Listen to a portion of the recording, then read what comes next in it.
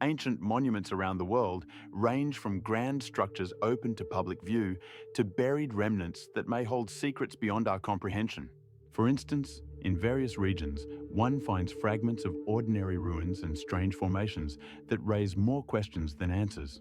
Modern scientific methods do not always provide explanations for how ancient craftsmen achieved such precision in stonework. There are thousands of unopened tombs, creating gaps in our understanding of civilizations. Perhaps ancient people had tools that we have not yet identified, despite our assumptions about their absence. From Siberia to Egypt, mysterious traces of the past challenge our notions of societal development. Some structures exhibit astronomical alignment, suggesting the existence of technologies far ahead of their time. The Maya civilization, which flourished on the territory of modern-day Mexico, Guatemala, Belize, and Honduras from the 3rd century BCE to the 9th century CE, made a significant contribution to human history. The Maya built complex cities with magnificent pyramids, such as the Pyramid of Kukulkan in Chichen Itza, which reaches a height of 30 meters. They developed astronomical calendars that were more accurate than modern ones, taking into account solar and lunar cycles. For example, their sacred calendar, the Solkin, consisted of 12 months of 30 days each, totaling 365 days, and an additional calendar, the Hab, which contained 18 months of 20 days and one additional month. For instance, in the 2nd century CE, an inscription was created on a monument in Tikal, which records the reign of King Jasor Chan Kawil Visi. The social structure of the Maya was hierarchical. At the top were rulers and priests, and at the bottom were farmers and craftsmen. They engaged in agriculture, growing maize, beans, and squash, using terrace farming and irrigation systems, which allowed them to support a large population, numbering in the millions. The culmination of their architectural achievements were grand temples and palaces, such as the Temple of the Inscriptions in Palenque, built in the 8th century CE and adorned with carvings and frescoes depicting religious and mythological scenes. The Maya also left behind deep knowledge in mathematics, including the concept of zero, which was a rare achievement for the time, as many other civilizations had not yet developed this abstract concept. For example, in their number system, dots represented units and bars represented fives, allowing them to perform complex calculations necessary for astronomical observations and agricultural management.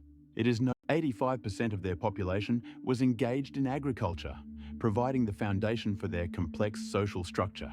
Interestingly, they used a system of human sacrifices to appease the gods, accompanied by rituals and the construction of significant architectural objects.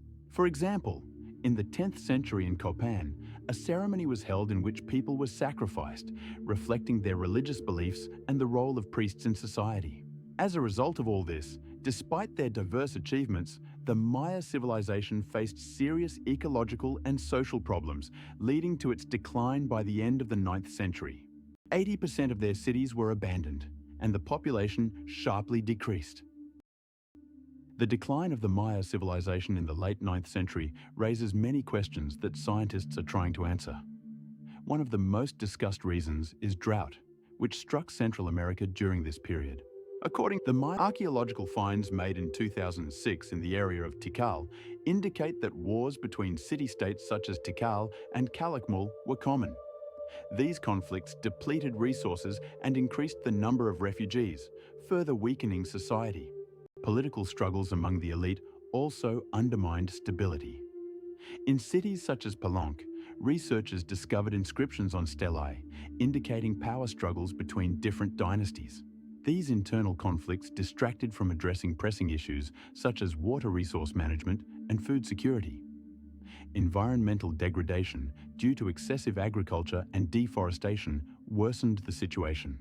Scientists have found that in some areas, such as the vicinity of the city of Copan, soil erosion reached 30%, making further agriculture impossible. Thus, the combination of these factors, climatic changes, internal conflicts, political struggles, and environmental degradation, led to the Maya civilization's inability to withstand the test of time. As a result of this catastrophic decline, many cities were abandoned, and the remnants of their culture became the subject of research for future generations.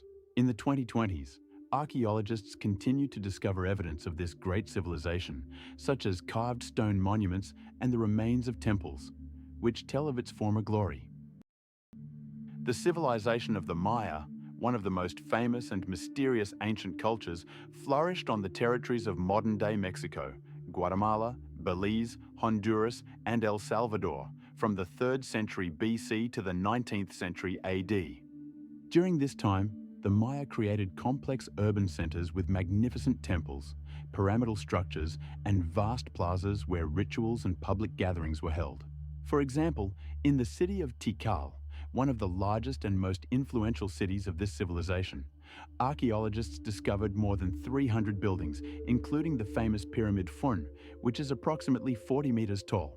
This structure attracted attention not only for its size, but also for its architectural complexity, as it was built using limestone quarried from nearby quarries.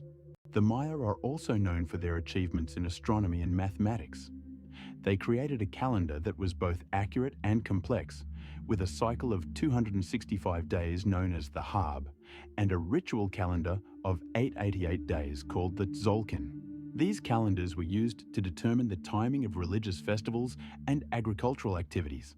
A crucial aspect of Maya culture was their writing system, one of the few known writing systems in pre-Columbian America.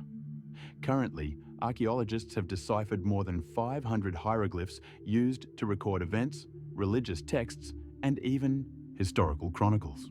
Discoveries in places like Palenque and Copan revealed that the Maya had complex social structures and political systems, with dynasties of rulers governing city-states and maintaining extensive trade networks with other regions. Trade was vital to the Maya economy. They exchanged goods such as cacao, textiles, and ceramics with other cultures, including the Aztecs and Incas. An important element of their culture was sports. They played a game called Poc ta Poc, which had both recreational and ritual significance. The game was played on special courts, and historical sources indicate that the outcomes of matches could have serious consequences, including human sacrifices. The prosperity of the Maya civilization came to an end in the 11th century, when a period of decline began and many cities were abandoned. However, their legacy continues to influence the modern peoples living on these territories. Today, archaeologists continue to study the remains of the Maya, which allows for a deeper understanding of their way of life and culture, as well as the causes of their decline. For example, in the 2020s, more than 40 settlements hidden under dense jungles were discovered in Guatemala, indicating a larger scale of their civilization than previously thought. The social organization of the Mayan civilization was multi-layered and complex, reflecting their high level of development. At the center of their society was an aristocracy consisting of rulers and priests who held both political and religious power. For example, in the city of Tikal, which existed from the 3rd century AD, rulers like Ukok Mutul participated in rituals and sacrifices, emphasizing their connection to the gods. Priests, in turn, served as spiritual leaders and astronomers, creating calendars that helped determine the timing for agricultural work and rituals. The rural population, consisting of farmers, provided food for the elite and also performed construction work. For instance, in the 6th century in the city of Palenque, massive temples and palaces, such as the Temple of Inscriptions, were built using the labor of thousands of workers. Notably, the tax system was quite advanced. Farmers paid taxes in the form of agricultural products, which allowed the aristocracy to maintain a luxurious lifestyle. The religious beliefs of the Maya were polytheistic and included numerous gods, each responsible for different aspects of life.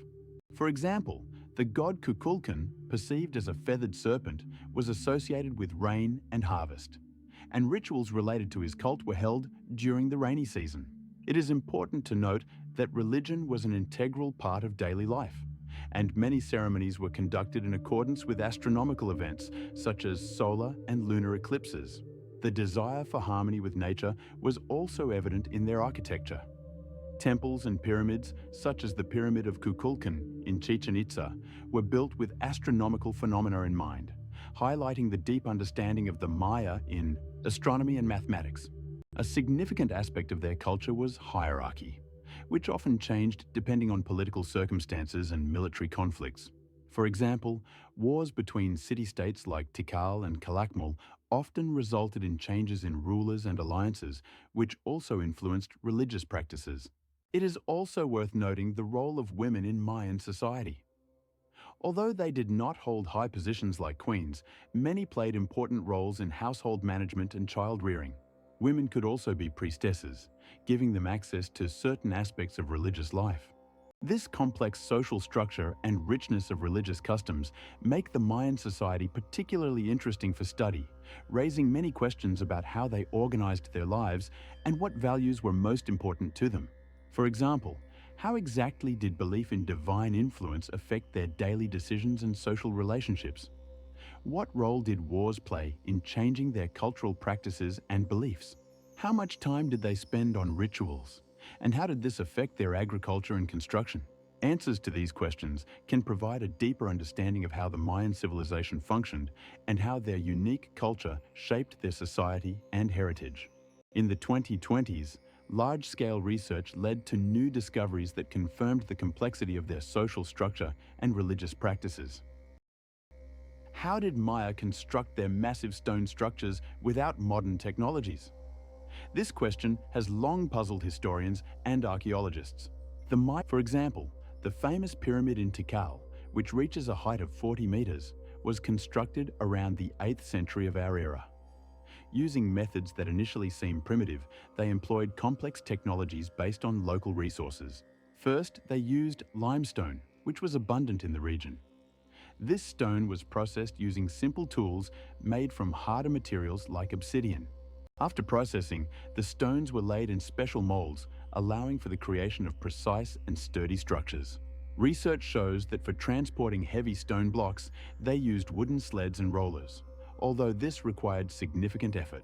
In some cases, to move stones over long distances, they used special water-filled channels, which facilitated sliding. It is also important to note that the construction of such structures was a collective effort involving entire communities. For instance, in the city of Palenque in Chiapas, where traces of mass labor were found, researchers calculated that around 1,000 people worked on the temple over the tomb of King Pakal. This approach not only allowed for efficient use of resources, but also promoted social cohesion. In addition to stones, they used plant materials such as wood, which added extra strength to the structures. A significant aspect was the use of astronomical knowledge, which helped align buildings with the stars. For example, in Copan, unique architectural elements were discovered that indicate precise orientation based on celestial bodies, confirming their deep astronomical knowledge. Nevertheless, despite these achievements, construction was not without difficulties. During the construction of buildings, resource issues could arise, sometimes leading to delays. These factors, combined with climate changes, could impact the development of cities. Specifically, research shows that natural conditions, such as droughts, could contribute to the decline of certain cities. For example, during the classical period when already built structures began to deteriorate.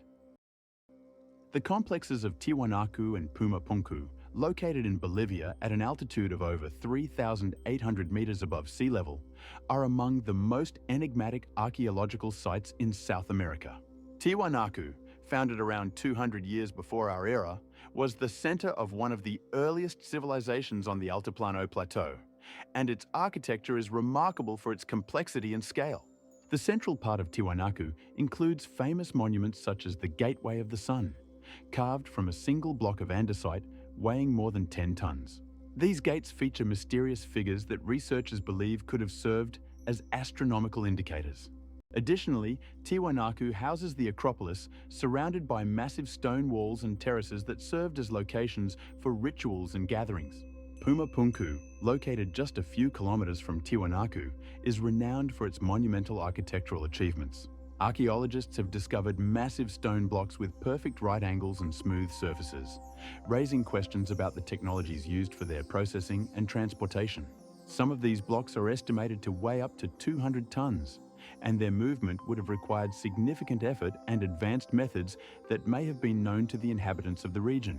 Research indicates that Pumapunku could have served not only as a religious center, but also as a production site for tools and other items. The ancient inhabitants used complex water supply systems, including channels and reservoirs, to provide access to water and support agriculture. One of the most discussed theories is that these complexes were part of a larger network connecting various cultures and peoples, highlighting their significance in the context of pre-Columbian history in South America. Research conducted by archaeologists such as Benjamin Smith and Maria Lopez has led to the discovery of new artifacts and changes in the understanding of the role of Tiwanaku and Puma Punku in the region. For example, in 2006, during excavations at Puma Punku, more than 100 stone tools were found, confirming its status as an important production center. The stone constructions at both complexes also demonstrate high levels of carving and building skills, indicating a developed culture and technology. There are many theories about how and why these places were abandoned, but the facts remain undeniable. Tiwanaku and Puma Punku continue to attract the attention of researchers from around the world due to their mysterious history and architectural achievements.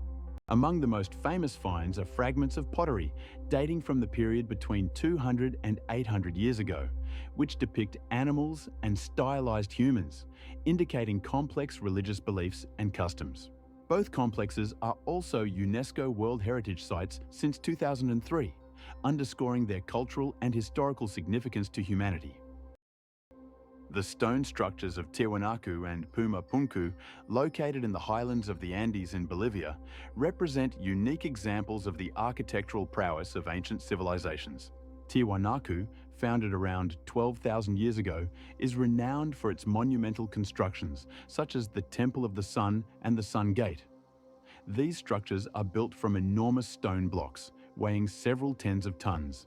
Remarkably, many of these blocks are perfectly fitted together, giving the impression that they were cut from a single piece of stone.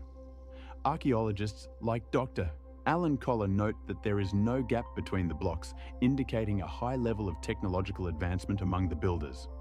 Puma Punku, located just a few kilometers from Tiwanaku, also impresses with its scale and precision. Here, one can see massive blocks carved from unique red sandstone, with heights up to 8 meters and weights up to 12 tons. The use of flat and parallel joints is particularly notable, ensuring the stability of the construction. Ancient builders employed not only simple tools, but also complex technologies such as systems of levers and lifts, enabling them to process and move these massive stones. In the 20th century, researcher José Cortés described how some blocks have holes and recesses, suggesting that builders used special means to connect the stones. These holes may also indicate that the stones were fastened with metallic or wooden dowels. The unique technique of fitting the stones makes Tiwanaku and Puma Punku objects of both archaeological and engineering interest, and they continue to be a subject of debate among scholars regarding how ancient builders achieved such a high level of skill. For example, researcher Jorge Martinez proposes that complex transportation systems, including the use of rollers and tension mechanisms, were employed to work with the stones. Unlike many other ancient civilizations that often used cement or other binding materials, the builders of Tiwanaku and Puma Punku employed exclusively dry stone masonry, making their constructions particularly durable. This architectural feature has ensured that many blocks have survived to this day, despite the extreme climatic conditions of the highlands. Despite numerous studies, many questions remain about how these ancient civilizations were able to process and move such massive stones, which continues to inspire scholars to seek answers to the mysteries of their craftsmanship. How did the builders of Tiwanaku and Puma Punku create such heavy structures in high-altitude conditions? This question has puzzled researchers for many years. Tiwanaku, located at an altitude of over 3,800 meters above sea level, and Puma Punku, situated nearby, were centers of one of the most mysterious civilizations in South America. Archaeologists like Dr. Benjamin Lee from the University of California suggest that the inhabitants of these areas used a combination of methods for transporting and processing stones, some of which weighed several tons. Specifically, they may have employed a system of inclined planes, which would have allowed them to lift heavy blocks to great heights. Calculations indicate that these planes could have been up to 100 meters long and had a slope of up to 30 degrees. Instead of trying to lift stones vertically, builders could have rolled them up the inclined planes, significantly easing the task. Additionally, in the vicinity of Tiwanaku, remnants of ancient quarries have been found, where stone for construction was extracted. For example, in the area of the Cochabamba quarry, archaeologists discovered cut blocks that had not yet been transported to the construction sites. There are also theories that local residents may have used water to soften the ground and create more favorable conditions for moving stones. However, as research conducted in 2002 confirms, the high-altitude environment poses a significant challenge. The atmospheric pressure at such heights is only about 60% of normal, which can lead to a deterioration in the physical condition of workers. This explains the need for additional breaks to restore strength. Taking these factors into account, it can be inferred that the inhabitants of Tiwanaku and Pumapunku developed complex organizational schemes to coordinate work, possibly even using systems for the exchange and distribution of resources. In recent years, archaeologists have discovered numerous artifacts, including tools made of flint, which were likely used for stone processing. For example, in 2020, researchers found 24 tools that, according to their estimates, date back to the peak of Tiwanaku's development, indicating the presence of advanced stone processing technologies in this region. However, many questions remain unanswered about the specific technologies used and how builders could cope with the challenges posed by high-altitude conditions. Excavations continue, which may shed light on these mysteries. In Tiwanaku and Pumapunku, located at an altitude of over 3,800 meters above sea level, builders employed several theories for transporting and processing stones, enabling them to construct large and complex structures. One of the most widely accepted hypotheses is the use of ropes to move heavy blocks weighing up to 100 tons. These ropes were likely made from local plant fibers such as sisal, providing the necessary strength and flexibility. The workforce played a crucial role in this process, with archaeologists estimating that hundreds, if not thousands, of people were involved in moving stones. In some cases, sleds were used to reduce friction when moving large stones across the ground. Research indicates that sleds could be made of wood or other available materials, making the process more efficient. Another theory suggests that builders used reed boats to transport stones over water, which could have been particularly useful for stones quarried along rivers.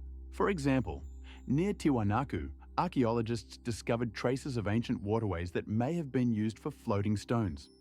This idea is supported by findings such as remnants of reed boats, which were popular among local peoples.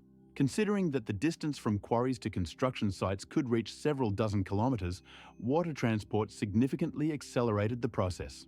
Additionally, archaeologists consider the possibility of using winches and other simple mechanisms for lifting and manipulating heavy blocks, as evidenced by tools and mechanisms found in other ancient civilizations. For instance, mechanisms discovered in Egypt, used for building pyramids, could have served as a model for Peruvian builders, although adapted to local conditions and materials. The combination of these methods raises intriguing questions about the technical level and organizational capabilities of the society that could create such monumental structures as Tiwanaku and Pumapunku. This topic remains open to further research, as each new discovery can significantly alter our understanding of the technologies used by ancient builders in this region. Archaeologists continue to excavate and analyze finds to determine how these methods were actually applied in practice. The social organization and religious beliefs of the Tiwanaku and Pumapunku societies are complex and multifaceted, requiring deep study. Tiwanaku, located at an altitude of 3,800 meters above sea level, flourished from around 200 years before our era to the 12th century of our era. According to historians, this society had a hierarchical structure, with priests and rulers at the top who held significant power over their subjects. Archaeologists such as Dr. Mario Escobar have discovered that Tiwanaku and Pumapunku had a centralized power structure, which is evident in the scale and precision of their construction projects, such as the famous Acropolis of Tiwanaku and the monumental stone blocks of Pumapunku, some of which weighed up to 100 tons. These constructions required not only physical strength, but also a clear organizational structure to manage the workforce. One of the key religious practices was the cultic connection with natural elements, especially water and sunlight. Research shows that the inhabitants of Tiwanaku built irrigation channels that not only served agricultural needs, but also played a significant role in rituals related to water veneration. Documents found in archaeological layers indicate the existence of sacred rituals connected with solar and lunar cycles, suggesting that astronomy was an integral part of their religious system. For example, on the day of the winter solstice, which was celebrated at the end of June, the inhabitants of Tiwanaku held mass celebrations symbolizing the return of the sun, indicating that solar cults played a central role in their worldview. Additionally, in Pumapunku, stone ritual platforms were found, which are believed to have been used for sacrifices, underscoring the importance of religious ceremonies in the life of the society. Some researchers, such as Dr. Yaroslav Grigoriev, claim that this cult of sacrifices could have served not only religious purposes, but also as a tool for social cohesion, strengthening ties between different population groups. In the context of social organization, it is also worth mentioning that Tiwanaku had complex systems of exchange and trade, as evidenced by the discovery of ceramics and metal artifacts from other regions such as Peru and Chile. For example, archaeological excavations have revealed items made of copper and silver, indicating the presence of highly developed metallurgical technology. This aspect of the economy, in turn, could have contributed to the strengthening of the social structure, as control over resources and trade routes was likely in the hands of the ruling elite. Deep study of these issues opens new perspectives for understanding not only Tiwanaku, but also the entire pre-Columbian history of the Andes. The Pyramid of Acapana, one of the most outstanding structures of Tiwanaku, is a stepped platform with a height of approximately 9 meters. This construction, built from massive stone blocks, showcases the skill of our ancestors who used local andesite and other stones. Each step features a complex drainage system, indicating the high level of engineering thought of the ancient builders. This system was necessary to prevent water accumulation during rains, which could threaten the integrity of the structure. An interesting fact is that the drainage system included channels that directed water to nearby reservoirs. Surrounding the pyramid are stone gates leading to a vast courtyard, another important part of the Tiwanaku architectural ensemble. The courtyard is enclosed by massive stone walls, creating an atmosphere of protection and sanctity. The walls of the courtyard are adorned with carvings, reflecting the wealth and high level of artistry of that era. The gates, known as the Sun Gates, are about 7 meters tall and more than 3 meters wide. Their unique reliefs depict a deity believed to have played a key role in the religious practices of Tiwanaku. Each element of the construction was carefully designed not only for decorative purposes, but also for practical functions. For example, the placement of the gates and courtyard could have been related to astronomical observations, a common practice among many ancient civilizations. Such architectural solutions demonstrate that Tiwanaku was not just a trade center, but also an important religious and cultural center of pre-Columbian America. The Pyramid of Acapana and the courtyard with stone gates emphasize the complex social structure and high level of organization that existed in this region more than 2,000 years ago. Jorge Martinez have conducted research that shows Tiwanaku was not only a cultural but also a political center, governed by an elite that built such complex structures to demonstrate their power and influence. Chinese pyramids located in the province of Shanxi are mysterious structures that captivate both researchers and history enthusiasts. These pyramids, dating back to ancient states such as the Qin and Han dynasties, were built between the 3rd century BCE and the 3rd century CE. The most famous of them is the pyramid near the city of Xi'an, which stands approximately 150 meters tall. Unlike their more famous counterparts in Egypt, Chinese pyramids are often covered in vegetation and resemble natural hills, making them difficult to detect. Research has shown that some of these structures may be tombs for emperors and high-ranking officials. For example, the Ningxian pyramid, believed to be the tomb of Emperor Qin Shi Huang, was surrounded by numerous graves and ritual structures indicating a complex burial practice of the time.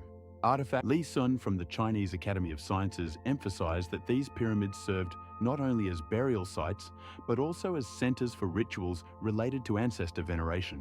Interestingly, in some cases, pyramids were built using a specific technology involving layered masonry, which increased their strength and longevity.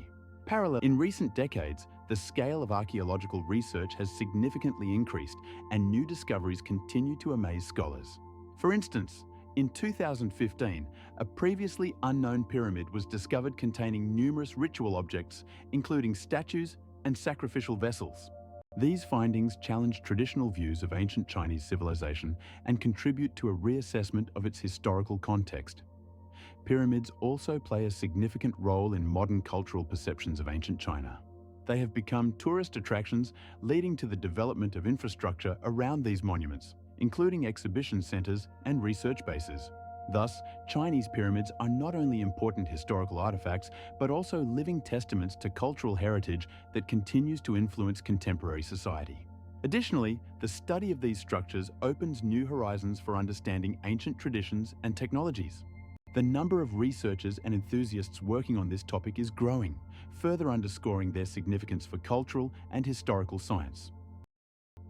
Chinese pyramids located in the area of Xi'an have sparked much debate among scholars and researchers. Archaeologists suggest that these structures served as tombs for emperors and their families. For instance, the most famous of the pyramids, the tomb of Emperor Qin Shi Huangdi, was built in the 3rd century BC and is considered one of the largest. Around 2,000 years ago, it was surrounded by a vast army of terracotta warriors, believed by historians to have been intended to protect the emperor's afterlife. Additionally, numerous excavations in the 20th century uncovered that many of the pyramids have internal chambers, possibly used for storing ritual items such as bronze vessels and ceramics, further indicating their role as tombs. It is worth noting that not all pyramids are the same.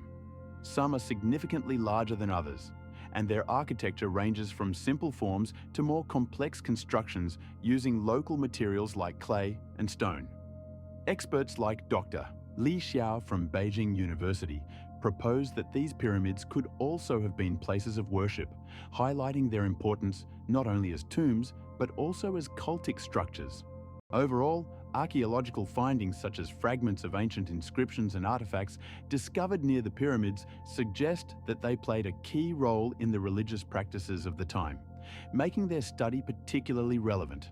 For example, in 2020, during excavations, a statue was found, presumably dating back to the Han Dynasty, which confirms the connection between the pyramids and later cultural traditions.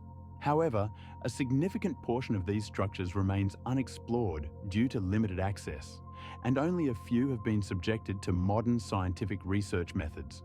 The construction of pyramids in China, particularly during the Han Dynasty, is an intriguing chapter in the history of architecture and culture. The Han Dynasty, which ruled from 206 BC to 9 AD, was renowned not only for its economic and scientific achievements, but also for its large-scale construction projects, including mausoleums that often took the form of pyramids.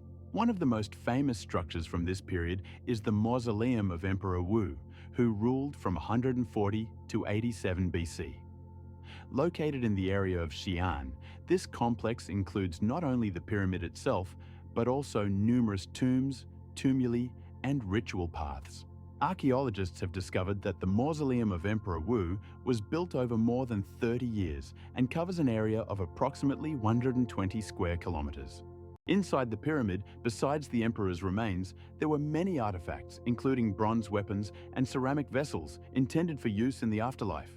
Unlike archaeologists such as Professor Zhou Li from Peking University assert that many of these structures were designed as symbols of power and status, rather than simply as tombs. They also became sites of rituals and veneration, highlighting the importance of spiritual life during that time. In the 20th century, particularly in the 2000s, research on Chinese pyramids has significantly intensified. In 2002, a group of archaeologists led by Professor Li Jun discovered several more pyramids in the province of Shanxi, dating back to the Han period and later. These findings confirm the hypothesis that pyramids were widespread across northern China and reveal a broader network of structures than previously thought. Researchers also note that the construction of such mausoleums required enormous resources and labor, indicating a high level of societal organization during this historical period. Facts: these pyramids are not only objects of study but also symbols of ancient Chinese heritage, reflecting complex cultural and historical processes. The discovered artifacts and remains allow for the reconstruction not only of architectural features, but also of the daily life, beliefs, and customs of the people of that time. Restoring the historical context helps to understand how pyramids served not only as burial sites, but also as important centers of social life. In China, there are mysterious pyramids that continue to raise many questions among researchers and historians. For instance, how exactly did the ancient Chinese construct these structures? One of the key methods used was the compaction of soil. Workers would lay layers of earth and compact them tightly, creating a solid foundation for the construction. Scholars believe that this method allowed Chinese pyramids to reach immense sizes, such as the pyramid in Xi'an, which stands at approximately 120 meters tall. Ancient Li Zhong found remnants of large wooden structures in some pyramid complexes, which could have served as temporary frameworks during construction. Meanwhile, in some cases, such as the pyramid in Shanxi, archaeologists discovered that both local and imported materials were used, indicating complex trade routes of the time. This fact raises questions about cultural exchanges between different civilizations that may have occurred in ancient times. Research shows that construction methods and materials could vary depending on the region and time, opening new horizons for understanding the development of architecture in ancient China. For example, the pyramid in Linzi, built around 200 years ago, was constructed using a unique combination of local limestone and clay, giving it a distinctive appearance and making it resistant to time. However, despite these achievements, many aspects of the construction technology remain unclear, sparking interest and debate among scholars. Notably, in some cases, archaeologists find remnants of old paths that were likely used for transporting materials to the construction sites, indicating a high level of organization and social structure. These blueprints contain details about the sizes and proportions that could have been used in construction, confirming the existence of complex technologies in ancient China. How did Chinese builders create the massive earthen structures of the Chinese pyramids? These mysterious structures, known as the Xia pyramids, are located in the central part of China, in the province of Shanxi. The tallest of them, the pyramid in the Huangdi area, reaches a height of around 150 meters and has a base area of more than 35,000 square meters. These pyramids were built during the Xia dynasty, making them some of the earliest examples of monumental architecture in the world. Constructing such massive structures required enormous effort and organization of labor, which is confirmed by the findings of archaeologists in the 1990s, when the remains of a workers' village were discovered near the pyramids. Research shows that not only earth, but also various materials such as wood and stone were used in their construction, which allowed for the creation of a stable structure. During excavations conducted in 2003, archaeologists found more than 130 clay figures, indicating the presence of a complex system of labor and organization. Scientists suggest that primitive but effective technologies, such as inclined ramps, were used for construction, allowing heavy blocks to be lifted to great heights. These ramps could be up to 1 kilometer long and provided the necessary angular load for moving large volumes of earth and other building materials. The construction was likely led by experienced masters and engineers who used their knowledge of geometry and physics for planning and design. Additionally, documents from the Han Dynasty mention the use of the field layout method for construction, indicating a high level of organization and planning. These methods not only ensured the stability of the structures, but also made them durable, allowing the pyramids to maintain their shape for thousands of years. Moreover, historians note that astronomical observations were likely used for spatial orientation in these structures, indicating a high level of knowledge among the ancient Chinese. This combination of engineering genius and organizational talent confirms that Chinese builders were not just craftsmen, but true masters of their trade, capable of solving complex architectural challenges. The discoveries in the area of the pyramids continue to amaze and attract scholars from around the world, as each new discovery opens new pages in the history of ancient China. In the area where these pyramids are located, there are also tombs, suggesting that this place had ritual significance for the ancient Chinese. For example, in 2005, a bronze bowl with unique carvings was found in one of the graves, which could have been used in rituals related to ancestors. This bowl, like the pyramids themselves, serves as evidence of a complex religious system that existed at that time. The Great Pyramid of Giza is located on a plateau approximately 25 kilometers southwest of modern-day Cairo.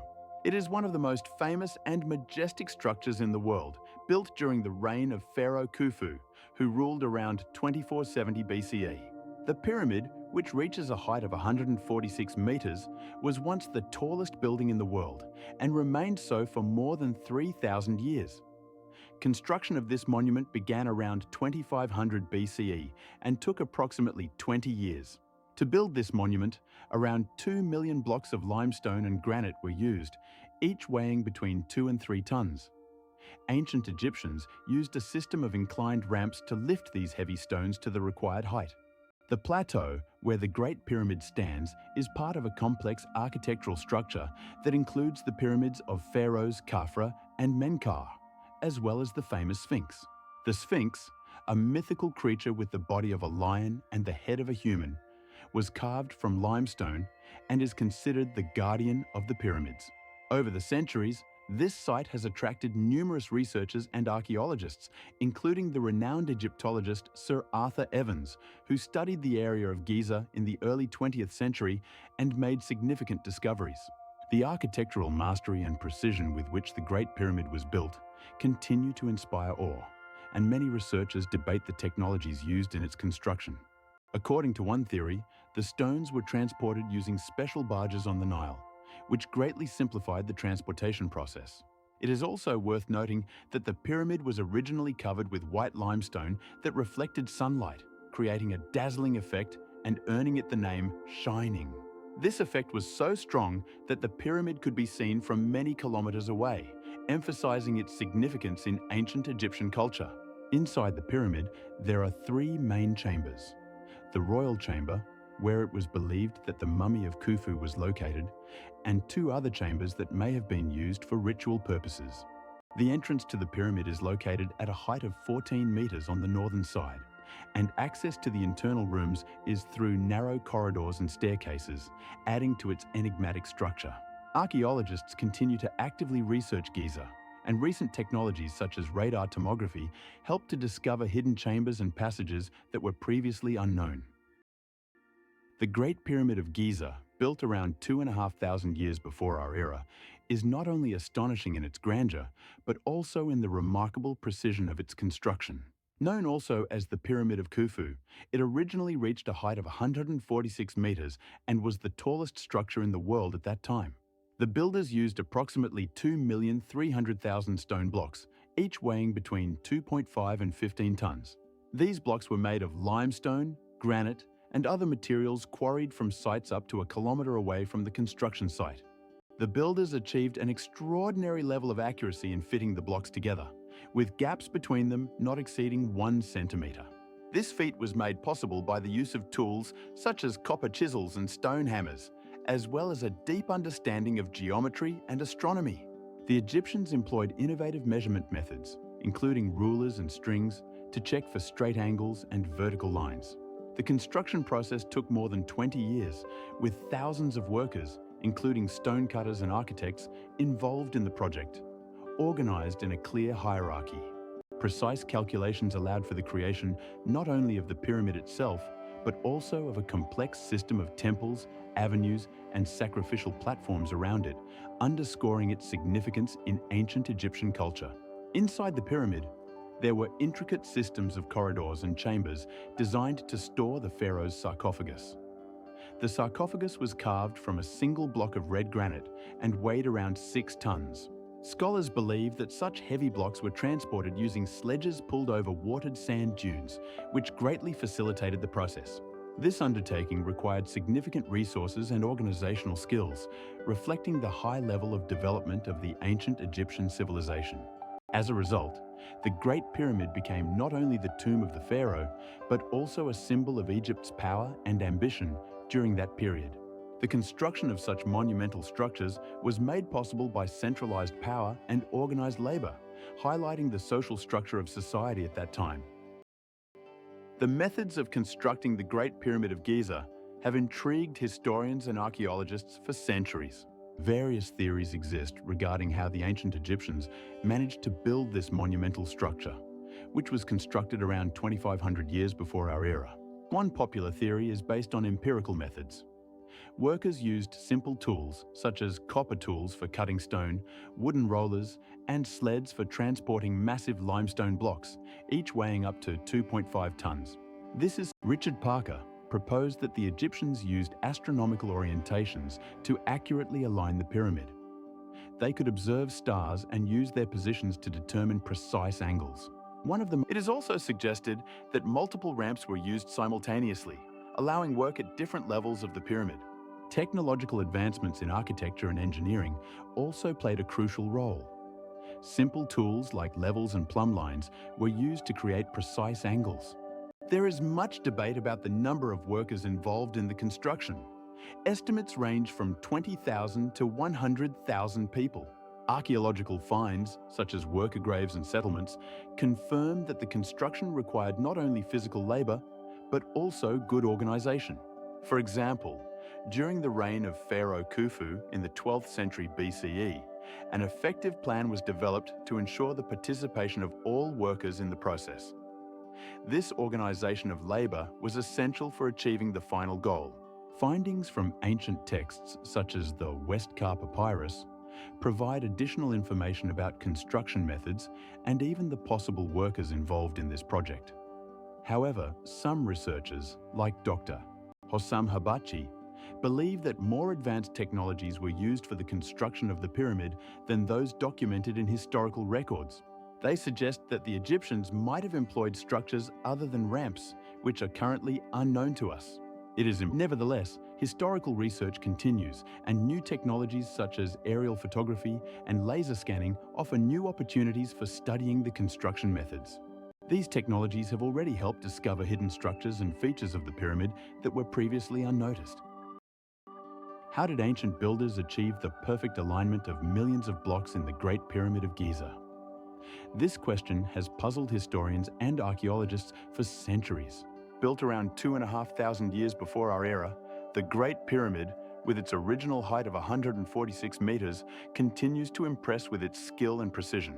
The builders used limestone blocks weighing up to 2.5 tons each and employed a range of well-thought-out methods to ensure their perfect placement. For example, to align the pyramid, they used a system of levels and simple tools such as plumb bobs and rulers. Archaeologists like Dr. Mark Lang. These methods, while seemingly primitive, demonstrate a deep understanding of physics and engineering. The 8 million blocks that make up the pyramid were assembled with such precision that, over nearly 4,000 years, not a single block has shifted. The high degree of symmetry and alignment was achieved by using dimensions based on the decimal system, allowing them to accurately calculate each side. In each of the 4 sides of the pyramid, the difference in length does not exceed 10 centimeters, which is remarkable for such a massive structure. According to research conducted by Dr. Richard Parker, the construction of this pyramid took around 20 years and involved tens of thousands of workers using various methods of transporting blocks, including wooden sleds and even rollers. It is no wonder that this precision and skill of the builders have amazed contemporaries and continue to inspire awe among researchers. Some scientists also propose that the ancient Egyptians could have used astronomical references, such as the North Star, for precise alignment of the pyramid with the cardinal directions. This suggests that the ancient builders possessed deep knowledge in astronomy and geometry, further highlighting their achievements. It is important to note that the Great Pyramid is not the only such structure in Egypt, but it is certainly the most famous and majestic. Archaeologists continue to study other pyramids, such as the Pyramid of Khafra and the Pyramid of Menkaure, to understand the methods used in these constructions and how they compare to the technology of the Great Pyramid.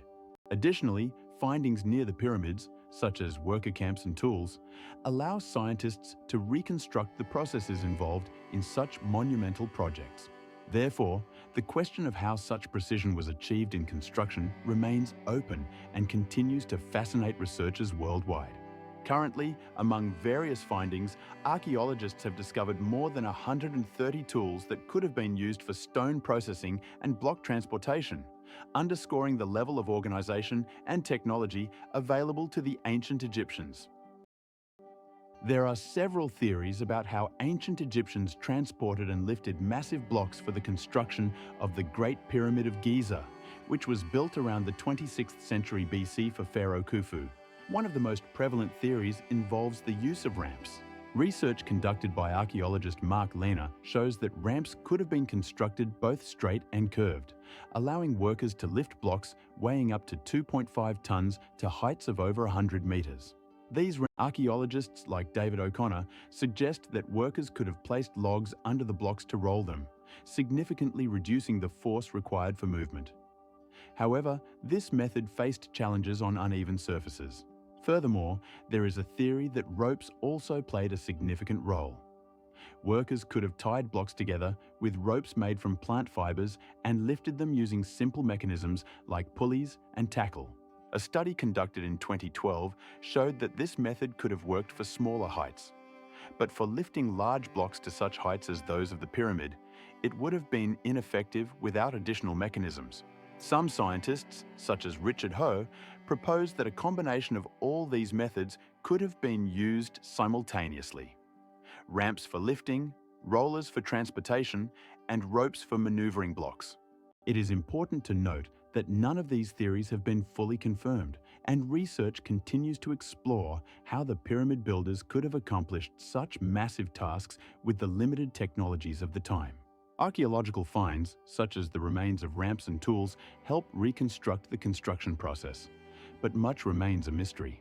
For example, in 2005, a group of archaeologists discovered remnants of wooden structures on the construction site that may have been used as temporary ramps, adding more questions about the methods used in the construction of the pyramid. Each new artifact and discovery contributes to understanding how ancient Egyptians could have created one of the 7 wonders of the world. Mohenjo-Daro, located in the Indus Valley, was one of the major centers of the ancient Harappan civilization and is dated to approximately the 3rd millennium BCE.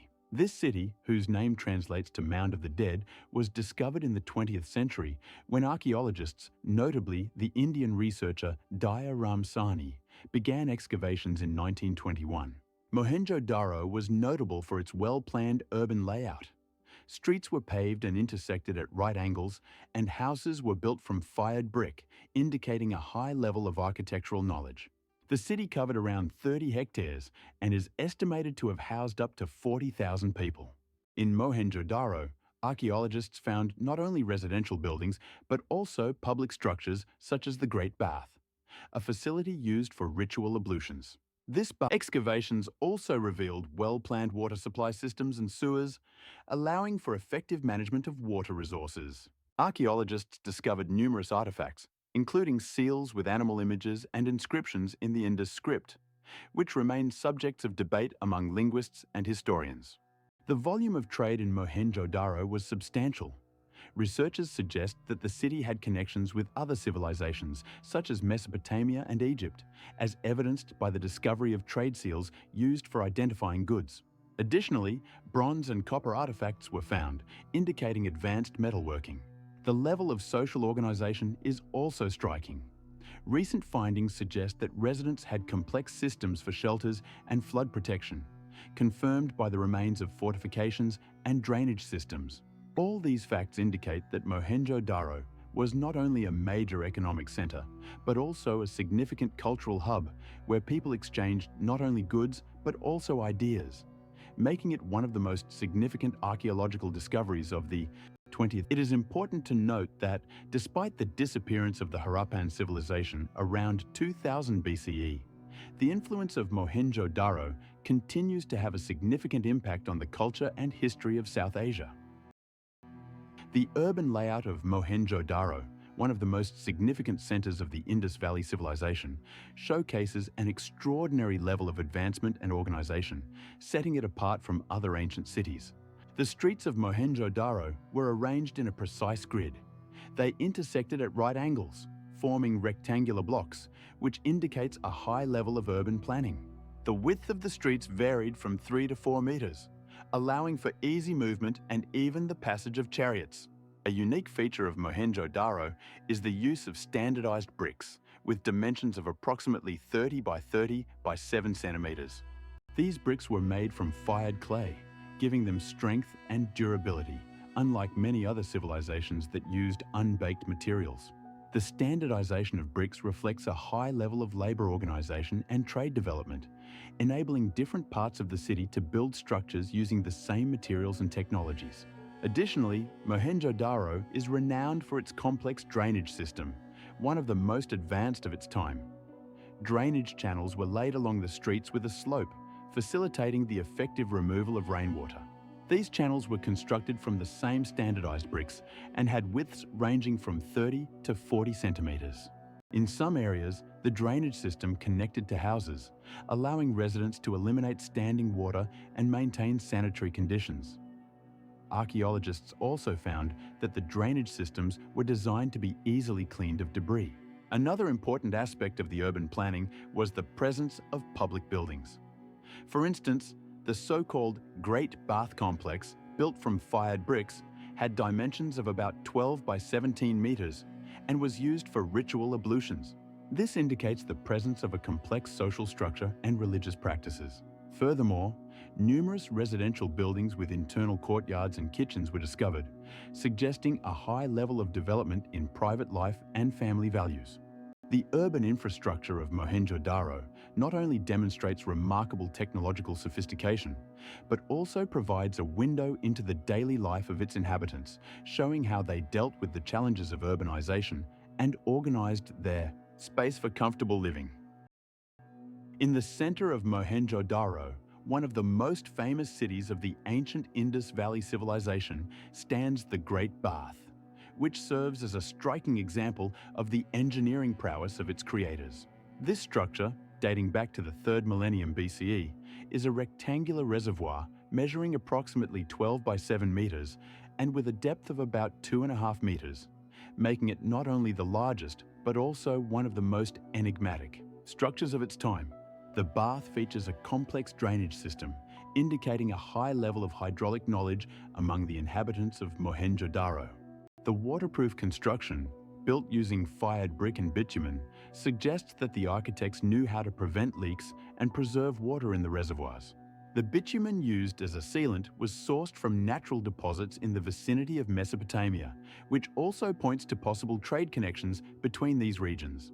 Various elements of the construction, such as staircases and ledges, provided access to water, which could have been important not only for ritual ablutions, but also for maintaining hygiene standards in the densely populated city. There are suggestions that the Great Bath may have served as a public center where residents gathered for purification rituals and social interactions, underscoring the importance of water in their culture. Interestingly, archaeologists have discovered remnants of ceramic vessels in the vicinity of this bath, which may indicate that ceremonies or assemblies were held there. Such findings raise questions about the social organization and religious practices of the people who inhabited Mohenjo-Daro, as the architecture of the city, including its water structures, reflects not only technological achievements, but also cultural values. Research conducted in 2006 by a group of archaeologists led by Dr. Ravi Kumar revealed that the structure employed not only traditional methods, but also innovative approaches to construction, as evidenced by the analysis of brick and bitumen samples. Thus, the Great Bath becomes not just an architectural object, but a significant testament to the level of development of urban infrastructure at that time, and the deep knowledge of building materials and water supply systems. In Mohenjo-Daro, one of the largest cities of the ancient Indus Valley civilization, archaeologists discovered a complex drainage system that raises many questions. How did the inhabitants of this city, which existed approximately 3,000 years before our era, organize and maintain such a complex infrastructure? Drainage channels, dug from fired clay and brick, stretched for kilometers and were capable of diverting rainwater and sewage from residential and public buildings. The main part of the system was built in the form of channels that connected to central sewer pipes, which could reach depths of 3 meters. It is worth noting that such a level of engineering prowess was not only a result of technical skills, but also an understanding of hygienic norms, as the cleanliness and health of the population depended on the effective drainage. Given that Mohenjo-Daro was located in a low-lying area, maintaining the drainage required regular attention. Summer rains could lead to flooding, and, based on the findings, residents periodically cleaned and repaired the drainage channels using simple tools. In some cases, traces of charcoal were found, indicating that wooden structures were used to maintain the system. Research shows that the drainage channels in Mohenjo-Daro could have a slope that facilitated quick water drainage, which also points to a high level of knowledge in hydrology. Archaeological excavations conducted in the 20th century, particularly the work of John Marshall's team, have revealed many details about how this system functioned. It is important to note that the presence of such a well-thought-out drainage infrastructure challenges our notions of the primitiveness of ancient civilizations. Mohenjo-Daro not only had a complex sewer system, but was also one of the first cities where toilets and houses were found to be connected to the drainage system, confirming a high level of sanitary standards. How did all this affect the lives of the residents? The inhabitants of Mohenjo-Daro could enjoy clean water and minimize the risk of diseases, which was rare for many other ancient civilizations. However, the question arises: how did the residents deal with waste accumulation and ensure the constant functioning of the system? It is known that in some cases, the drainage pipes could become clogged, and simple methods of cleaning, such as using long poles or even manual removal of dirt, were necessary to maintain their functionality. Moreover, the drainage system had to be designed to take into account not only current needs, but also possible changes in climate and the surrounding environment. We can also ask about the materials used for the construction of the drainage systems. Local clays and bricks were likely the primary building materials, but were any other available resources used? This opens new horizons for further research, as each new fact can help us better understand how this remarkable city functioned. The decline of Mohenjo-Daro, one of the largest cities of the ancient Indus Valley civilization, remains a subject of active debate among historians and archaeologists. One of the leading theories links its disappearance to climate changes that could have led to a significant deterioration in living conditions. For instance, research conducted in 2017 by a team led by Dr. Emilio Mora showed that the region experienced a significant decrease in rainfall, which could have caused drought and, consequently, food shortages. Another theory suggests that the shifting of rivers, such as the Indus, could have negatively impacted agriculture, as the rivers that supplied the city with water changed their course. In 2015, geological studies revealed that the river had frequently overflowed, which could have led to flooding and the destruction of irrigation systems. There is also a version about possible invasions by neighboring peoples, such as the Aryans, who might have sought to capture the fertile lands and resources of the city. Archaeological finds, such as weapons and fortifications discovered in nearby areas, support the hypothesis of conflict. In particular, in 2013, in the region of Lothal, remains of battlefields were found, including pottery shards and weapons, indicating possible clashes. However, none of the theories can fully explain the decline of this magnificent city, and many researchers, such as Professor Richard Hooper, emphasize that all factors may have acted simultaneously, creating a catastrophic situation for its inhabitants. The cultural context is also important. The city was a highly developed center with advanced architecture and social organization.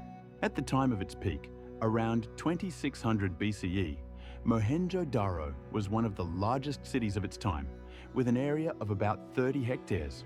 Its streets were designed with remarkable symmetry and had an advanced drainage system, indicating that the city's residents possessed high engineering skills.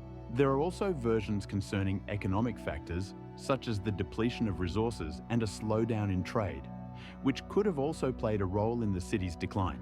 As a result of all these factors, Mohenjo-Daro, once a thriving city, gradually fell into disrepair, leaving behind many questions about how exactly it met its fate. In 2018, the remains of two houses were discovered, which had been abandoned and covered with a layer of mud, suggesting a sudden abandonment of the city by its inhabitants. Mohenjo-Daro, founded around 2,000 years before our era, is one of the most outstanding examples of advanced urban planning in the ancient world.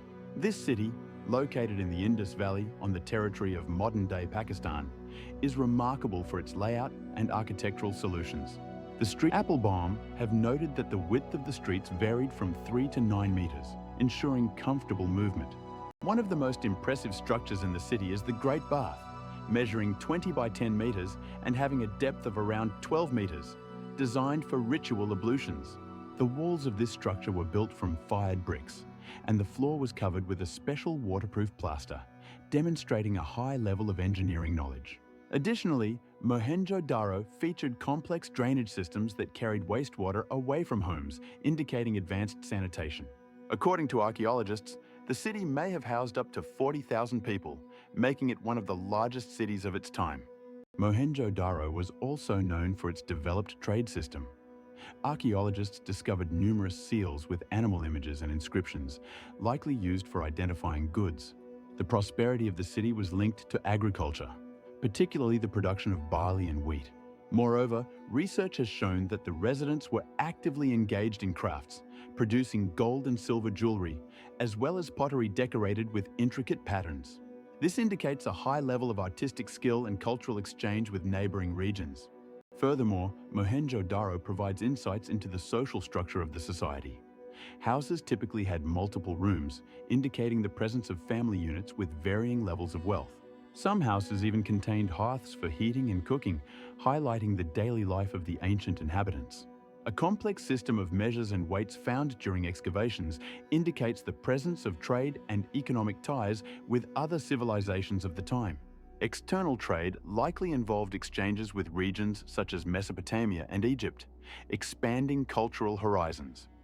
In the 20th century, researcher Dr. E.J. Hawking discovered that some artifacts from Mohenjo-Daro had similarities with items from other ancient cultures, indicating active participation in international trade. Thus, Mohenjo-Daro is not only an outstanding example of engineering art, but also a significant link in the chain of cultural and economic connections between ancient civilizations. Artifacts found in this city continue to attract the attention of scholars and history enthusiasts, revealing new aspects of the life and achievements of its inhabitants. Easter Island, located in the Pacific Ocean, is renowned for its mysterious moai statues, which have captivated researchers and enthusiasts for over a century. These monumental stone figures, carved from volcanic tuff, vary in size from 1 to 10 meters in height and can weigh up to 150 tons. Their creation began around the 13th century, when the island's Polynesian inhabitants started working stone using simple tools such as stone axes and wooden hammers. Archaeologists like John F. Stewart assert that each statue represents an ancestor and holds spiritual significance for the island's residents, underscoring the importance of ancestors in their culture. There are more than 900 statues scattered across the island, and their orientation, typically facing the mainland, symbolizes the connection to ancestors who, according to beliefs, protect their descendants. Local residents employed various methods to transport the statues, including rolling them on logs and using special platforms as evidenced by traces of their movement. The 18th century marked a turning point for Easter Island when European explorers like Jacob Roggeveen first visited the island in 1722. This led to a sharp decline in the population due to colonization and diseases brought by Europeans, which in turn caused a crisis in the local culture and traditions. By the end of the 19th century, many statues were destroyed or moved, raising questions about their original placement and purpose. In the 20th century, active efforts were made to protect this unique heritage, and in 1930, the National Park of Easter Island was established, which includes not only the statues, but also other archaeological sites. Ongoing research by archaeologists continues to uncover new information about the technology used to create and place the statues, as well as the social structures that existed on the island. For example, in 2015, a team led by Dr. Stephen L. Reeve discovered ancient stone tiles that they believe could have served as the base for a pedestal on which the statues were placed. The Moai statues continue to attract interest not only from tourists, but also from scientists seeking to unravel their mysteries, making Easter Island one of the most studied and discussed sites in the world. The transportation of the Moai statues is one of the most intriguing aspects of Easter Island's history. These multi-ton sculptures, carved from volcanic tuff, can reach heights of up to 10 meters and weigh up to 25 tons. This method involves placing stone blocks on wooden logs which served as rollers, allowing the statues to be rolled to their installation sites. However, research conducted in 2015 by a group led by Dr. Robert Douglas indicated that this method may not be effective on the complex terrain of the island. Experiments using replicas of the statues revealed that the statues could be successfully moved by rocking rather than rolling. Researchers demonstrated this method using 22 people, with each person on either side of the statue lifting and pushing it forward while rocking it from side to side. This approach also explains how the Rapa Nui could move the statues over significant distances, reaching up to 30 kilometers from the quarries where they were carved. Scientific work conducted in 2018 under the direction of archaeologist Mario Tapia also supports the theory that special wooden structures were used to avoid damage during transportation. These studies showed that wooden beams could serve as both supports and guides for the statues. Therefore, the question of how the Rapa Nui moved the statues remains unanswered, and each new experiment adds new layers to this historical enigma. Traces of ancient roads, believed to have been used for the transportation of Moai, still exist on the island, and archaeologists continue to study them to understand how the island's inhabitants achieved such monumental feats in creating and moving these magnificent statues. Easter Island, also known as Rapa Nui, became home to Polynesian settlers who arrived here around 1200 years ago, approximately in the year 1200 AD. The settlers began to cultivate the land, using simple tools to grow crops like sweet potatoes and sugarcane, which allowed them to create a sustainable society. However, due to limited resources, they faced serious challenges. Since the island was isolated, they could not import necessary materials or food, forcing them to find new ways to use the available resources. This period also saw intense construction, during which they began to create the famous Moai statues, which became the symbol of the island. These statues, carved from volcanic tuff, weighed up to 150 tons and reached heights of over 10 meters. The uniqueness of these statues lay not only in their size, but also in their cultural significance. Each statue represented an ancestor, and their placement on the Ahu platforms symbolized the connection between the living and the dead. The process of creating and moving the statues took decades and required significant effort from the community. Concurrently with the creation of the Moai, the island's inhabitants began to develop their own writing system based on hieroglyphs, known as rongorongo, which attests to their high level of intelligence and cultural development despite their isolation. Over time, social and environmental problems such as resource depletion and internal conflicts led to significant changes in the society of Rapa Nui, which in turn affected the construction and maintenance of the statues. As a result, by the 16th century, when Europeans first visited the island, many statues had been toppled from their platforms, indicating a crisis in the culture and society. The perception of these statues and their history continues to attract the attention of researchers and tourists, allowing a deeper understanding of how Polynesian settlers were able to adapt to the complex conditions of life on this remote island. How did the inhabitants of Easter Island, known as the Rapa Nui, manage to move the massive Moai statues without draft animals or wheels? This question has puzzled scientists and history enthusiasts for many years. The Moai theory. This required significant effort, but a community of several dozen people could generate enough force to move the heavy statues. Additionally, archaeologists like Professor Chris Brack from Vassar College discovered that the Rapa Nui used special wooden sleds on which the Moai were laid to be dragged along pre-prepared routes. There is even evidence that during transportation, the statues could be rocked from side to side, making their movement easier. Research conducted in 2005 also showed that the island's inhabitants could use sound. Resonant blows on the statues created a so-called sound wave that helped them in moving them. On the other hand, some researchers point out that a combination of methods was used for transporting the moai. For example, the statues could be lifted using wooden levers, creating the necessary angle for further movement. In 2012, a group of archaeologists led by Dr. Juan Tapia conducted an experiment that confirmed that moving a statue over 12 meters long and weighing over 30 tons required at least 30 people.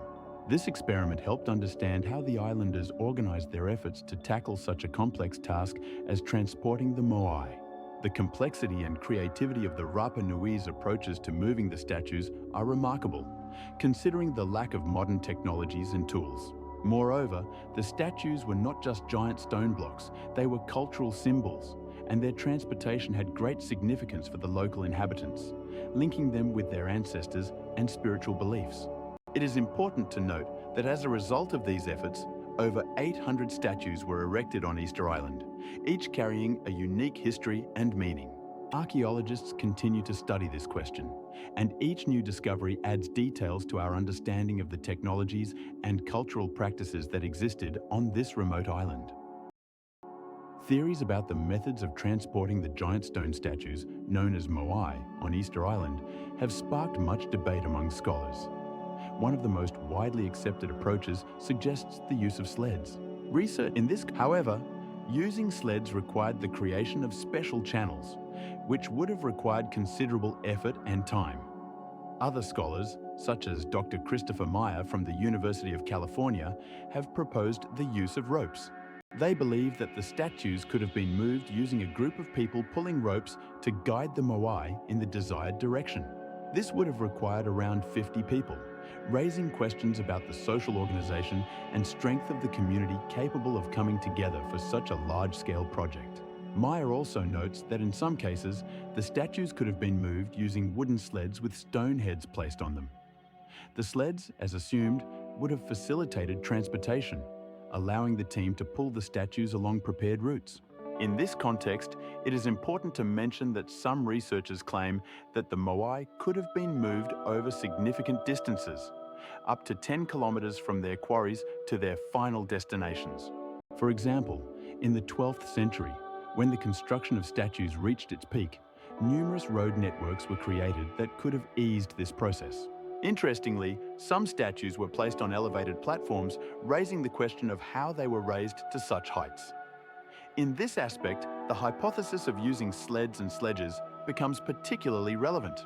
Archaeological finds, such as remnants of ropes and wooden structures, confirm that various methods could have been combined, creating unique approaches to transportation. For instance, in 2002, a group of researchers led by Dr.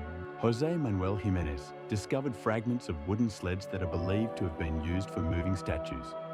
These findings opened a new perspective on the technologies used on the island. Numerous experiments conducted by modern archaeologists confirmed that the moai could have been moved using simple but effective methods, such as the use of gravity and physical strength. This implies that the inhabitants of Easter Island possessed not only physical skills, but also deep knowledge of mechanics, allowing us to look at their culture from a new angle. On Easter Island, also known as Rapa Nui, several theories have been proposed to explain the decline of its society. One of the most widely accepted theories is linked to the mass deforestation that began around the 12th century. Research scholars such as Professor Tony Salvin from the University of Australia argue that deforestation was not only due to the construction of statues, but also the need to create land for agriculture. As a result of environmental degradation, the inhabitants of Rapa Nui faced resource scarcity, which in turn led to internal conflicts and struggles for survival. The next challenge was the diseases brought by European colonizers in the 16th century. These diseases, such as smallpox and tuberculosis, caused a massive decline in the local population. Estimates suggest that the population decreased from approximately 7,000 to fewer than 2,000 people over just a few decades. This not only weakened the society, but also led to the loss of culture and traditional skills. The slave raids that began in the 19th century dealt another blow to the islanders. Hundreds of residents were kidnapped and sent to plantations in Peru, further reducing the population and disrupting social structures. These factors, including deforestation, diseases, and slavery, brought the society of Rapa Nui to the brink of extinction. Archaeological findings, such as the remains of trees cut down for construction and the remains of victims, show how these changes affected the lives and culture of the islanders. For example, excavations conducted in 2012 revealed the remains of trees over 800 years old, confirming the scale of deforestation. The Nazca Lines, located in the southern part of Peru, are among the most mysterious artifacts of antiquity. The lines consist of enormous drawings depicting animals, plants, and geometric figures, reaching up to 400 meters in length. The most famous among them are the drawings of hummingbirds, monkeys, and a giant spider. According to estimates by researchers, there are more than 800 geoglyphs spread over an area of about 500 square kilometers. These lines were created by removing the top layer of soil, revealing the lighter clay beneath. Specialists such as the American archaeologist Paul Kosok, who studied Nazca in the middle of the 20th century, proposed that these lines could have had an astronomical significance, serving as maps for observing stars and solar cycles. Scientific research has shown that some of the lines indeed point to sunrises and sunsets at important times of the agricultural calendar. For example, on the day of the winter solstice, which occurs on June 21st or 22nd, the sun appears on the horizon precisely in the direction of one of the largest figures, the giant hummingbird. This indicates that the Nazca people possessed deep astronomical knowledge and used it for agriculture. In addition, the Nazca lines have become a subject of study not only for archaeologists, but also for geographers, who have used modern technologies for their analysis. In 2008, scientists from the University of Texas at Austin used remote sensing methods to discover new geoglyphs that were previously hidden under vegetation. Some of these drawings were found in remote areas, suggesting that the Nazca culture was more extensive than previously thought. This discovery raises questions about how and why these enormous lines were created, as well as their significance for the Nazca society. There are theories that they could have been connected to rituals aimed at appeasing gods to ensure good harvests. In 2013, a group of researchers led by the Japanese scientist Kenzuka Sugai conducted an analysis of the geoglyphs and found that many of them were created using simple tools such as wooden sticks, which confirms the high level of organization and skills of the Nazca people. Research continues, and new technologies such as laser scanning allow for a deeper understanding of how and why these mysterious lines were created. Scientists have not yet reached a consensus on how exactly these geoglyphs were used and how they fit into the daily life of the Nazca people. There are suggestions that they could have served not only as astronomical indicators, but also as places for conducting rituals.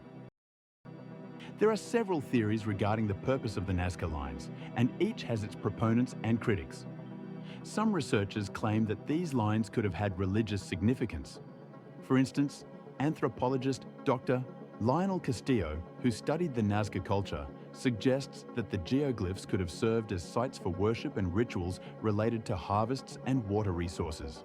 In this context, the lines might have indicated important points where ceremonies were held to appease deities responsible for rain and fertility. On the other hand, other scientists, such as Dr. Eduardo Herrera, emphasize the astronomical aspects of the lines. He argues that some of them are aligned with significant astronomical events, such as sunrise and sunset, indicating their use as calendar markers.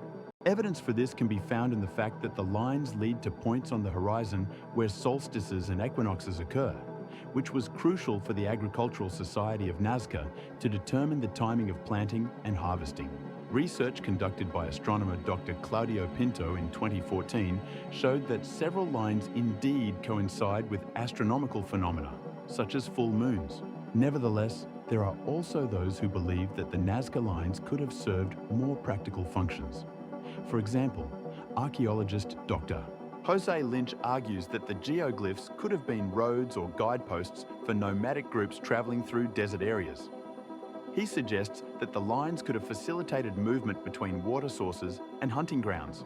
Regardless, each theory opens new avenues for understanding the mysterious Nazca civilization, which left behind a legacy filled with mysteries and questions. Additionally, it is worth noting that the Nazca lines continue to attract tourists, and in 2020, more than 30,000 people visited this unique site, demonstrating its significance in the modern world. The culture of Nazca, which flourished on the southern coast of Peru from around the 1st to the 10th century of our era, left behind numerous unique artifacts that provide insight into the life and beliefs of this people. The Nazca are renowned for their pottery, which is characterized by high quality and a wide variety of forms.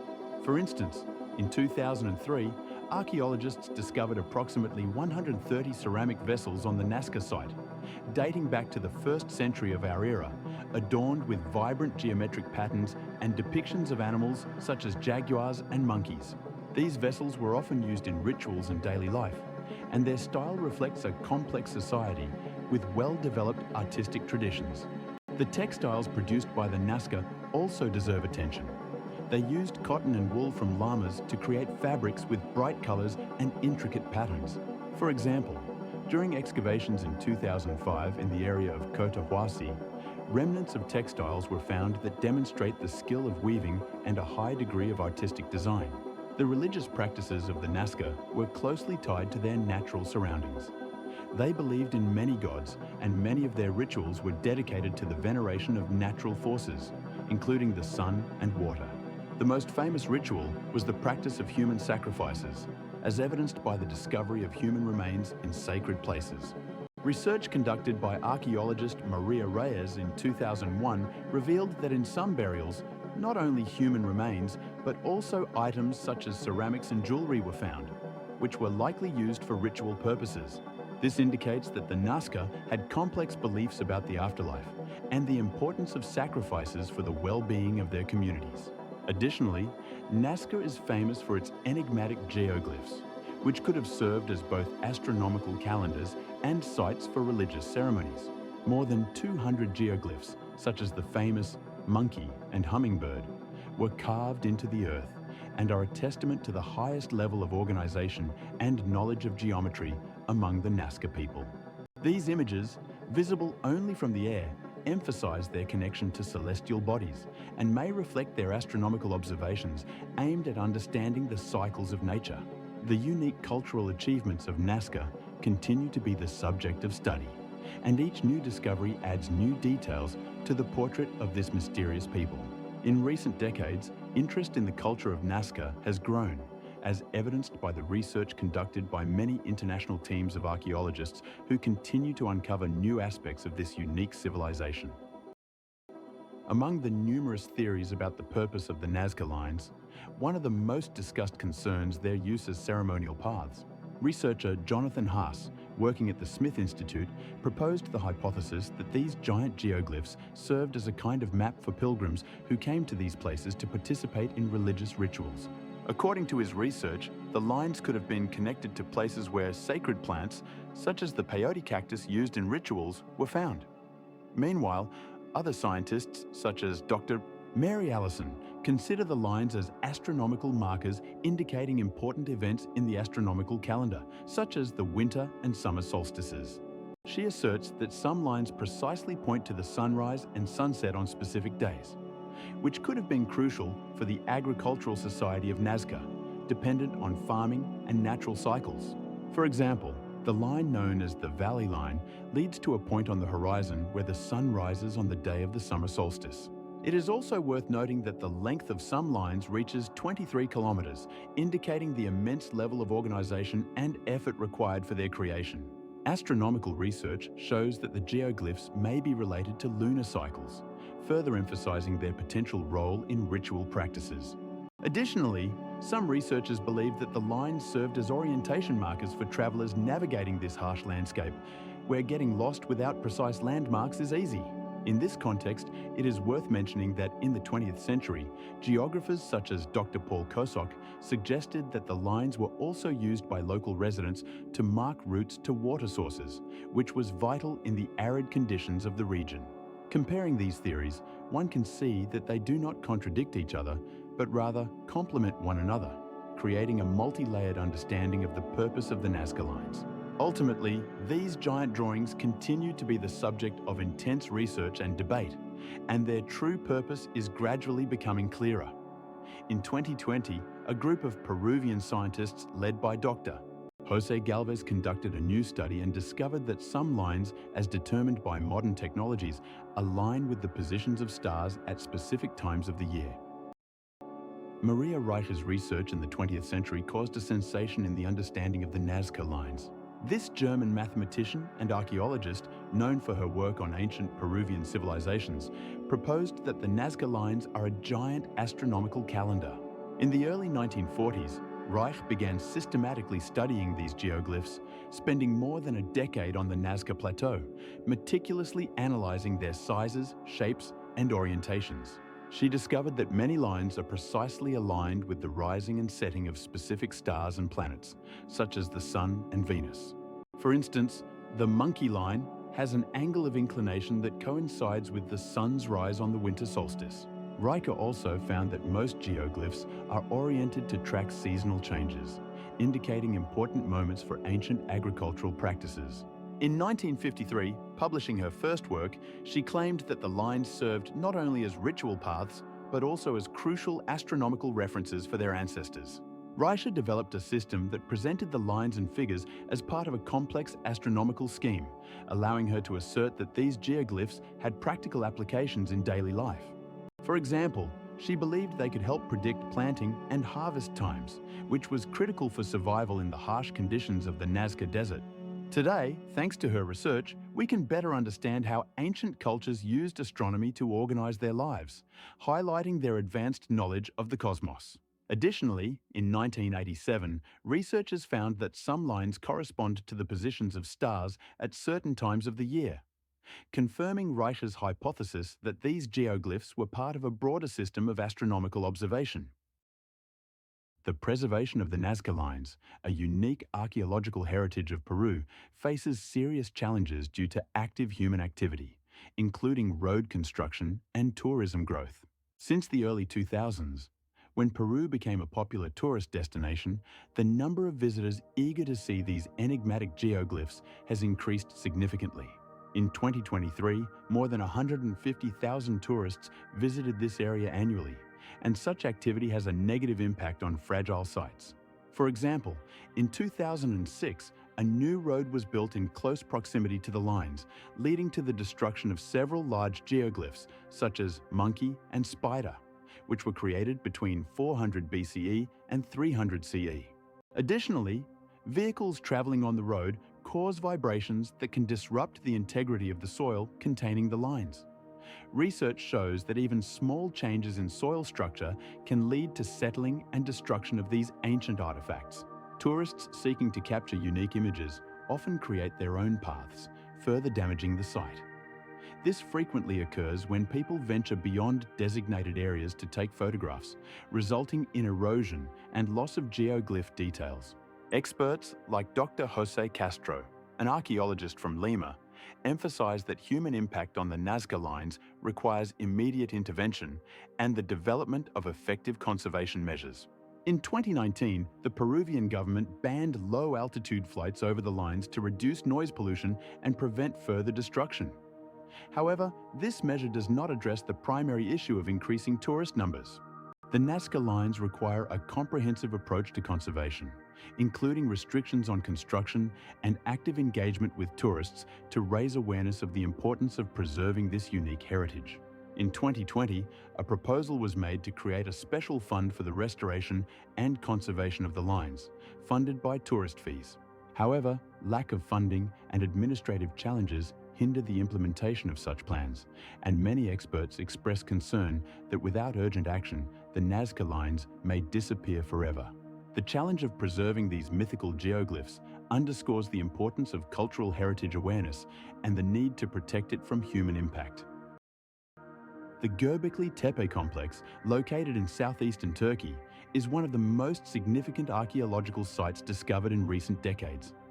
Its age exceeds 12,000 years, making it the oldest known cultic structure in the world. The first excavations at this site began in 1994 under the direction of German archaeologist Klaus Schmidt. Göbekli Tepe consists of numerous circular stone structures with massive T-shaped stone pillars standing in their centers, reaching heights of up to 5 meters and weighing tens of tons. These pillars are adorned with animal motifs such as snakes, foxes, and wild goats, indicating a complex symbolism associated with the site. Scholars believe that Göbekli Tepe may have served as a place of worship and social activity, where people gathered for rituals long before the advent of agriculture. The discovery of this complex challenges traditional notions of human civilization development, as it suggests that people could cooperate to build such structures even before they adopted a settled lifestyle. To date, researchers have uncovered around 20 separate circles, but it is believed that many more structures lie buried beneath the surface. This monument was abandoned around 8,000 years ago, and its significance is only now beginning to be recognized. In 2017, Göbekli Tepe was inscribed on the UNESCO World Heritage List, drawing attention to its importance for understanding early human history. Current research indicates that advanced stoneworking technologies were employed here, such as the use of copper tools, which points to specialized knowledge of construction. Additionally, Göbekli Tepe is situated at an elevation of approximately 900 meters above sea level, making it not only an archaeological, but also a geographical object of interest. Surrounding the complex are remnants of an ancient landscape that, according to scientists, may have contained wild plants potentially suitable for domestication. This discovery opens new avenues for studying how ancient people could adapt to their environment and form their communities. Göbekli Tepe, located in Turkey, is considered one of the most significant archaeological discoveries of the 20th century. 8,000 years before our era, complex stone structures were built here, which change our perception of early societies.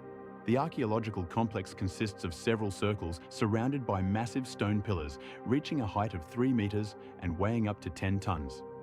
These pillars are adorned with animal reliefs: lions, snakes, wild boars, and even birds. These are not just decorations, but symbols that may have had religious significance for those who created them. 80% of all found reliefs depict animals, indicating their importance in the culture of that time. The discovery of Göbekli Tepe forced scientists to rethink their views on how human societies developed. Previously, it was believed that such temples appeared only with the transition to a settled lifestyle and agriculture. But Göbekli Tepe demonstrates that people could form complex social structures even before they learned to cultivate the land. This discovery is associated with the name of archaeologist Klaus Schmidt, who began excavations here in the 90s of the 20th century and continued to research this object until his death in 2017. His work revealed that Göbekli Tepe could have been not only a cult center, but also a place for gatherings where people could exchange information and goods. The pillars are arranged in the form of circles, which may indicate certain rituals or gatherings that took place here. Scientists also debate the purpose of such massive structures. Some believe that it was necessary to unite people around common beliefs, while others suggest that it could have been related to the need to protect themselves from predators. However, despite numerous theories, the exact purpose of the structure remains a subject of debate. An important aspect of the research is that at the time of the construction of Göbekli Tepe, the climate in this region was more humid, allowing people to engage in hunting and gathering on a larger scale. This discovery challenges traditional views on how and why the first civilizations began to develop. Göbekli Tepe continues to attract the interest of researchers and tourists due to its mysterious nature and significance in the context of human history.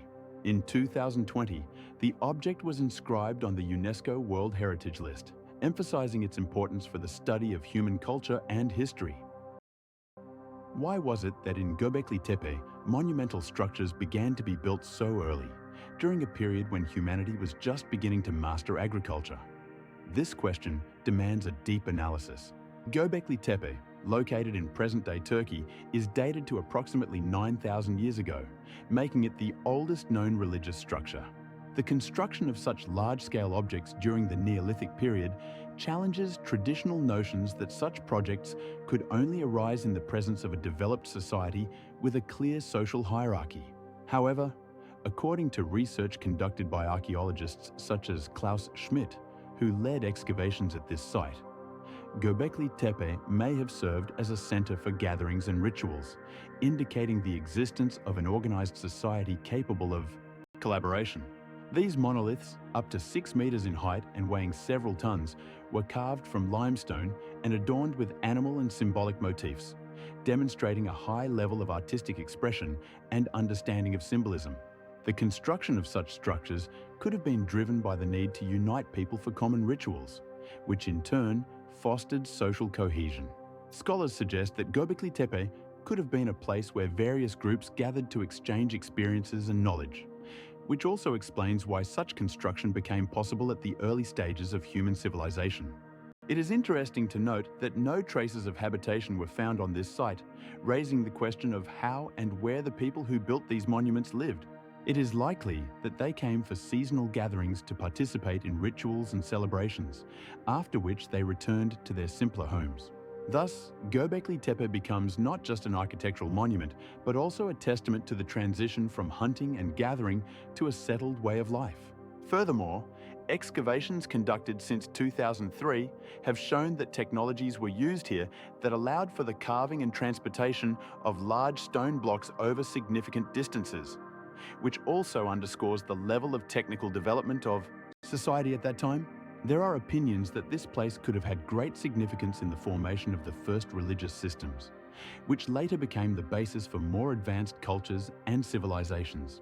This only fuels interest in Göbekli Tepe, as it opens new horizons in understanding how social and cultural structures developed in ancient times. Archaeologists continue to study this object, and each new discovery can change our understanding of early human societies. In 2020, fragments of sculptures were found in Göbekli Tepe, which likely depict animals such as snakes and scorpions, further indicating early mythological systems. The construction methods of Göbekli Tepe have sparked numerous questions and debates among archaeologists and historians. One of the main theories suggests the use of stone picks and flint tools, which were prevalent during the Neolithic period. For instance, archaeological findings indicate that the inhabitants of this region used such tools to process limestone, from which the massive pillars were built. These pillars, weighing several tons, were carved from local quarries located just a few kilometers from the complex. Research conducted in 2018 by Dr. Martin Schmitz revealed that simple mechanisms such as levers and pulleys could have been used to raise heavy stone blocks to heights of up to 5 meters. Additionally, flint tools found near Göbekli Tepe demonstrate the high level of skill of local stonemasons. For example, in 2005, archaeologists discovered flint chisels that were perfectly suited for creating details and patterns on the stone pillars. This confirms that by the time of Göbekli Tepe's construction, people had developed stoneworking technology. Furthermore, isotope analysis conducted in 2020 showed that some of the used stones originated from different sources, suggesting that builders may have traveled up to 100 kilometers to obtain the necessary materials. This indicates the organization and social structure of a society capable of such efforts. It is also worth noting that in addition to stone tools, natural materials such as wood were used during construction for temporary structures and supporting elements. Remnants of wood found during excavations, dating back to around the 10th millennium BCE, confirm the importance of wood in the construction process. Archaeologists believe that such construction methods could have existed for several centuries, implying not only technological advancement, but also the availability of significant human resources capable of undertaking such large-scale projects. Göbekli Tepe, located in southeastern Turkey, raises numerous questions about the social organization and religious beliefs of its ancient inhabitants, who built this complex over 12,000 years ago. How could people without writing and a complex social structure create such monumental structures?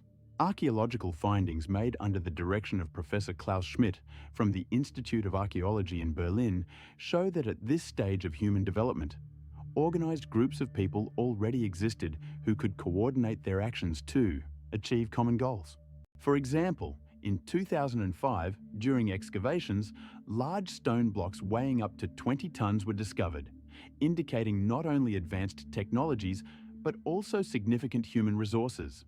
The social structure could have been based on kinship ties, where each family member played their role in the construction and maintenance of such objects. Additionally, cult practices were important, as evidenced by ritual statues and symbols found at this site. These artifacts include animal and human figures that could have served as objects of veneration. Research shows that the inhabitants of Göbekli Tepe could have believed in multiple gods associated with natural phenomena and life. This is particularly interesting in the context that such cults emerged before the advent of agriculture. This means that religious beliefs and social organization could have developed in parallel with the development of agriculture. For instance, some researchers suggest that cult practices could have served as a basis for uniting people, which in turn could have contributed to the development of the first settlements. In the 18th century, when archaeologists began their excavations, they also noticed signs of fire use among the stone constructions, indicating that various rituals could have been conducted here. These facts raise the question: how did religious beliefs influence the social structure of society? Perhaps it was the ability to organize rituals and collective actions that allowed different groups to interact with each other. Moreover, the absence of residential structures near the cult buildings may indicate that Göbekli Tepe was used as a sanctuary, where people came to participate in rituals rather than as a permanent settlement. For example, in 2000 BCE, traces of mass celebrations were found at this site, suggesting that people gathered here not only for worship, but also for the exchange of ideas and culture. This could have been a place where social bonds were formed, which later contributed to the development of more complex societies. It is also notable that many questions about Göbekli Tepe remain unanswered, making it a subject of constant research and debate among scholars. The society that built this complex may have laid the foundation for subsequent civilizations, such as the Sumerians and the Hittites, who focused on the development of cities and complex social structures. Excavations continue, and each new artifact can shed light on the mysteries related to religious beliefs and social organization of the society that created Göbekli Tepe. In the 22nd century, archaeologists discovered additional statues that may indicate new aspects of the beliefs of the inhabitants of this region. The Baalbek complex in Lebanon, also known as Heraklion, is one of the most impressive architectural ensembles that have survived from the Roman Empire. This complex was built in the 1st century AD and became an important religious center dedicated to the god Baal and the goddess Astarte. It consists of 3 main temples: the Temple of Jupiter, the Temple of Venus, and the Temple of Bacchus, each adorned with magnificent columns and sculptures that continue to amaze scholars and tourists alike. The Temple of Jupiter, in particular, is notable for being constructed from enormous limestone blocks, each weighing up to 1 million kilograms. These blocks were quarried from sites approximately 8 kilometers away and transported using simple yet effective technologies such as wooden sleds and rollers. Inside the temple, exquisite reliefs and frescoes depicting mythological figures and scenes from the lives of gods have been preserved. One of the most enigmatic elements of the complex is the so-called Stone of the Pregnant Woman, a giant stone block weighing around 1,000 tons that was left unfinished in the quarry. This name is derived from the shape of the stone, which resembles a pregnant woman, and raises numerous questions about its purpose and the methods used to process it. Some researchers suggest that this stone could have been intended for the construction of a monumental building or statue, but no definitive evidence has been found. There is ongoing debate about how the ancient builders could have moved such a massive stone, considering its weight and size. Baalbek also contains numerous other artifacts, including fragments of columns up to 20 meters tall and surviving mosaics that create a unique atmosphere of antiquity. Historians and archaeologists continue to study this complex, uncovering new facts about the lives and cultures of the ancient inhabitants of the region. For instance, in 2015, a group of researchers led by Professor Mohammed Hatib conducted excavations that revealed remnants of ancient ritual objects, further confirming the significance of Baalbek as a religious center. The complex's intricate structure and details demonstrate the high level of skill of the ancient stonemasons and architects who worked with precision that is often unattainable for modern builders. Comparing Baalbek with other great architectural marvels, such as the Parthenon in Athens and the Colosseum in Rome, highlights its uniqueness and scale. Located in the picturesque Bekaa Valley, Baalbek continues to attract the attention of travelers and historians, underscoring its importance in the study of ancient Lebanese and Middle Eastern history. The Stone of the Pregnant Woman, also known as Hajar al-Gamal, is one of the largest limestone blocks in the world, weighing approximately 1,100 tons. It is located in close proximity to the temple complex in Baalbek, and its purpose is a subject of debate among researchers. One of the most widespread theories suggests that this stone was part of a grand construction plan intended for the Temple of Jupiter, a magnificent structure erected in the 1st century AD. Archaeologists believe that the stone was initially meant for construction, but its immense size and weight made its transportation impossible. In ancient times, technologies were far less advanced than they are today, and despite the existence of simple mechanisms like rollers and ropes, moving such a monolith was a major challenge. In his work, The Mysteries of Baalbek, published in 2003, researcher Gabriel Picard suggests that the stone may have been left in place due to geological conditions such as soft soil and proximity to faults, making its relocation even more hazardous. Other scholars, such as Professor Mario Lamberti, propose that the stone may have had a ritual significance, serving as a symbol of fertility and femininity in the religious practices of ancient Lebanese. According to their assumptions, the stone might have been used in ceremonies related to the goddess of fertility, reflecting the cultural traditions of the time. It is important to note that today, the stone remains an integral part of Baalbek's archaeological heritage and attracts the attention of not only scholars, but also tourists from around the world. For instance, in 2020, more than 30,000 visitors were interested in its history and mysteries. Research conducted in recent decades has shown that the stone could have been part of a larger complex that included not only the Temple of Jupiter, but also other structures such as the Temple of Venus and the Temple of Bacchus. These buildings were constructed using high-quality limestone quarried from local quarries located just a few kilometers from Baalbek. Additionally, many researchers point to the presence of ancient transportation infrastructure in the region, including roads and canals, which could have facilitated the movement of building materials. Therefore, the Stone of the Pregnant Woman continues to be an object of study, raising numerous questions about ancient technologies and cultural practices. Research indicates that it may not be just a stationary stone, but part of a broader and more complex system that connects mythology and architectural achievements of ancient civilizations. Baalbek, a city in Lebanon, has a rich history dating back to ancient times when it was known as Heliopolis. In the 1st century BC, with the arrival of the Roman Empire, Baalbek became a significant religious and cultural center. The Romans recognized the strategic importance of the city and its significance as a place of worship for the sun god, leading to large-scale construction projects. Under the rule of Emperor Augustus in the 1st century AD, Baalbek began to build grand temples, including the Temple of Jupiter, which became one of the largest temples in the Roman Empire. This temple, built in the middle of the 2nd century, had dimensions exceeding 140 meters in length and 30 meters in width, with columns over 20 meters tall made of local limestone and adorned with intricate reliefs. The Roman engineering achievements in Baalbek also included the creation of an extensive water supply and drainage system, ensuring the city had clean water and protection from floods. The construction involved blocks weighing up to 80 tons, presenting significant challenges for architects and workers in transporting and installing these massive stones. To appreciate the scale of the project, it is worth noting that some of these blocks were cut directly in quarries more than 8 kilometers from the temple itself. This required not only exceptional skill, but also innovative construction methods, including the use of lifting mechanisms and special platforms for moving the stones. Notably, the Romans did not simply copy Greek architectural models, but developed them, creating a unique style that combined elements of Eastern and Western architecture. As a result, Baalbek became a symbol of Roman power and engineering prowess, attracting pilgrims and tourists from all over the Mediterranean. In the 3rd century, after the division of the Roman Empire, the importance of Baalbek did not diminish. It continued to be a major cultural center despite economic and political changes.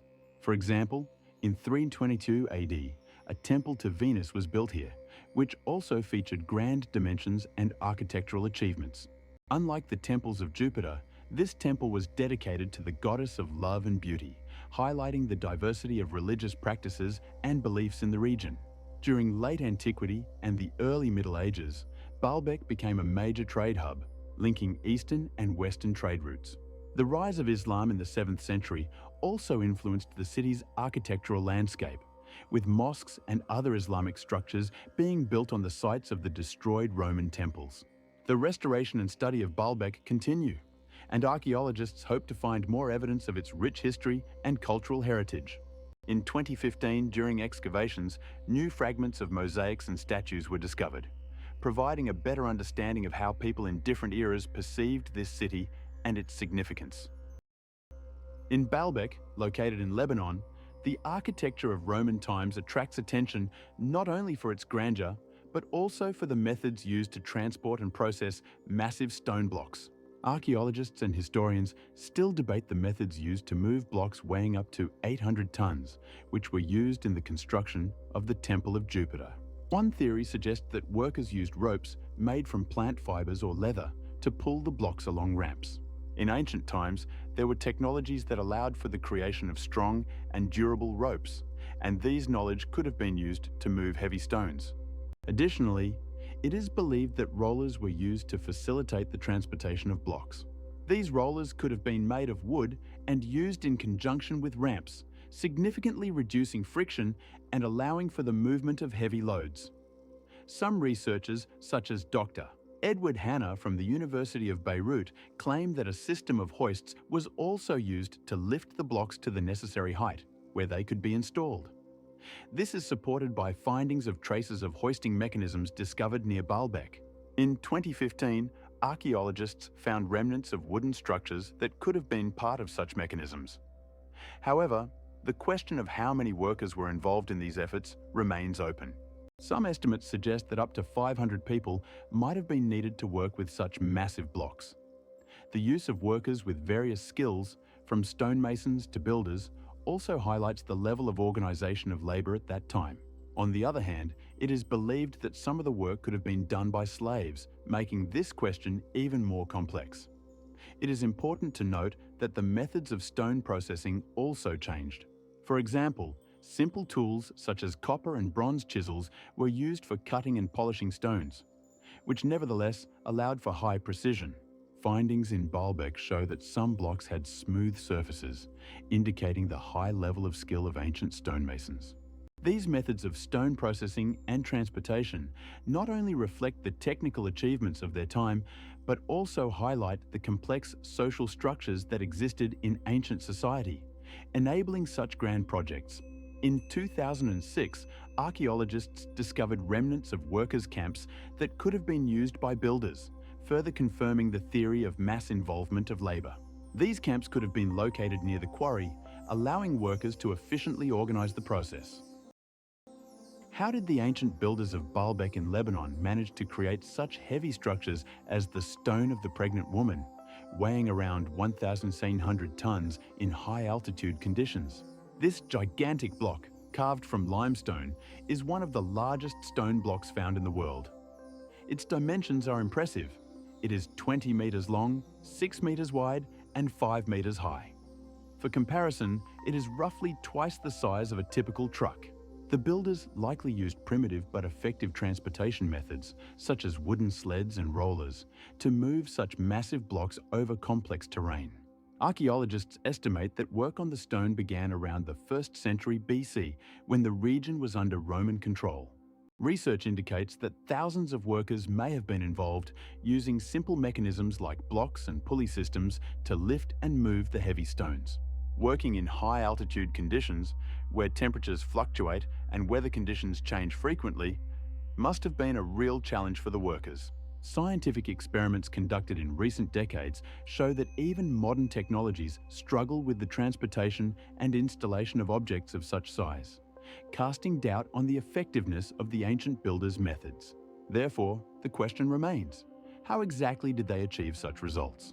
Answers to this question may be found in archaeological discoveries, such as tool marks on the stones, and in ancient texts that mention construction projects in this region. There are several theories about the transportation of the famous Stone of the Pregnant Woman located in Baalbek, weighing around 1,300 tons. One of the most widespread hypotheses involves the use of rollers. Archaeologists believe that the ancient Romans could place large stones on wooden rollers, which significantly reduced friction during movement. These rollers could have been made from local trees such as cedar, which were strong and easily workable. Additionally, historians point to the possibility of using ropes to connect several rollers and ensure synchronized movement. Thus, it is likely that a large number of workers were involved in this process, which is confirmed by both written sources and excavations that have uncovered traces of tools. For example, in the 20th century, during excavations in Baalbek, numerous tools were found that could have been used for stone processing and transportation. Another theory suggests the use of sleds made of wood, on which the stone was placed. Such an approach could have been useful on uneven surfaces where rollers would not provide sufficient maneuverability. In this case, the sleds could have been lined with fur or other soft materials to reduce friction. An important element in the transportation process was likely the special preparation of the path. Workers may have leveled the terrain, creating temporary roads of sand or gravel to facilitate the movement of heavy objects. It is also worth mentioning that in some cases, stones were simply moved along rivers, which could have been more efficient than land transportation. It is known that the Litani River flows nearby, and using its current could significantly reduce delivery time. As the distance to the construction complex where the temples were located increased, the use of such a strategy could have become crucial. Based on all of the above, it can be assumed that the combination of various transportation methods, including rollers, ropes, and sleds, allowed for the effective transportation of massive stones such as the Stone of the Pregnant Woman with minimal time and effort. As a result of all these efforts, Baalbek became famous for its grand structures, which remain a vivid testament to the engineering genius of the ancient Romans. The complex of Sacsayhuaman in Peru, located just 2 kilometers from the Inca capital of Cusco, is a remarkable example of the architectural prowess of ancient Peruvians. Construction of this structure began around the 15th century during the reign of Emperor Pachacuti, who founded the Inca Empire.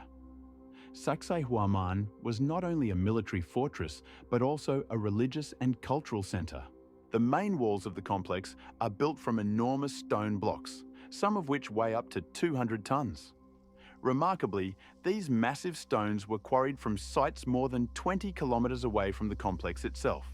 Archaeologists like Dr. Richard Rudder assert that the technology used to move and install these blocks remains a mystery, as there were no modern tools or machinery available at that time. The walls of Sacsayhuaman were constructed using a technique known as dry stone masonry, which allows the stones to fit tightly together without the use of mortar. This makes the structures resistant to earthquakes, which are common in this region. The complex features 3 main platforms that form a zigzag shape and can reach heights of up to 9 meters. Within the complex, remnants of temples and platforms used for rituals and ceremonies have been preserved. It is believed that important festivals like Inti Raymi, dedicated to the sun god, were held here. Restoration work begun in the early 20th century has helped preserve Sacsayhuaman in its current state. And in 2011, the complex was designated a UNESCO World Heritage Site. Notably, Sacsayhuaman also demonstrates how the Incas utilized local resources and adapted their technologies to the characteristics of their environment. Today, this complex is one of Peru's major tourist attractions, drawing millions of visitors annually to witness the grandeur of Inca architecture and culture. 80% of the stones used in construction have unique shapes, indicating the high level of skill of the stonemasons of that era. Sacsayhuaman, located in the Peruvian Andes, is not only admired for its architectural beauty, but also for the mysteries surrounding its construction. There are several theories about how the Incas could build such monumental structures without modern equipment. One of the most widespread theories suggests the use of a large workforce. Archaeologists believe that up to 10,000 people were involved in the construction of Sacsayhuaman simultaneously. While this number may seem incredible, it reflects the scale of Inca society, capable of mobilizing a significant number of workers for state tasks. Workers, according to experts, not only relied on their physical strength, but also employed various technologies to ease the process. One such method could have been the use of ropes made from local plants like agaves. These ropes were used to lift and move heavy stone blocks. For instance, blocks could weigh from 1 to several tons, and their movement using only human strength would have been impossible. Some researchers, such as Dr. Christopher Bennett, claimed that the Incas might have also used inclined planes, which helped raise stones to the required height. This technology was known and used in ancient Egypt for building pyramids. In Sacsayhuaman, inclined planes up to 100 meters long could have been used, allowing workers to reach the top without excessive physical strain. Additionally, archaeologists have found traces of such inclined structures, confirming their use. An interesting fact is that in some places, stones were fitted so precisely that water did not seep through, indicating a high level of Inca engineering skill. This shows that the Incas did not just work with stone, but also used innovative methods based on deep knowledge of physics and mechanics. Research continues under the leadership of Dr. José Manuel Garcia, who studies how the Incas used natural resources to create their masterpieces. It is worth noting that many of these methods remain in the shadows and require further study to fully understand how the Incas managed to build such massive and enduring structures that have survived centuries. In this context, Sacsayhuaman becomes not only an object of admiration, but also a subject of scientific research, opening new horizons in understanding Inca civilization. For example, in 2015, archaeologists found traces of ancient tools, which also confirmed the use of stoneworking techniques. Sacsayhuaman is one of the most significant archaeological discoveries associated with the Inca civilization. Its construction began in the 15th century during the reign of Emperor Pachacuti, who founded the city of Cusco as the Inca capital. Archaeologists believe that Sacsayhuaman was used not only as a fortress, but also as a site for rituals, as evidenced by the remains of temples and plazas found on the site. The walls of Sacsayhuaman are made of enormous stone blocks, some of which weigh several tons. These blocks were cut with such precision that they fit together perfectly without the use of mortar. For instance, the largest wall consists of blocks weighing over 30 tons, which were transported from a distance of more than 10 kilometers. Scientists suggest that the Incas used simple but effective transportation methods, such as wooden rollers and sleds, to move such heavy structures. It is interesting to note that for the construction of Sacsayhuaman, the Incas employed methods that became the basis for their architecture, such as the use of triangular shapes to increase the stability of buildings against earthquakes. In this context, it is worth mentioning that Cusco was located in a seismically active area, and the Incas took this into account in their construction practices, demonstrating their exceptional engineering skills.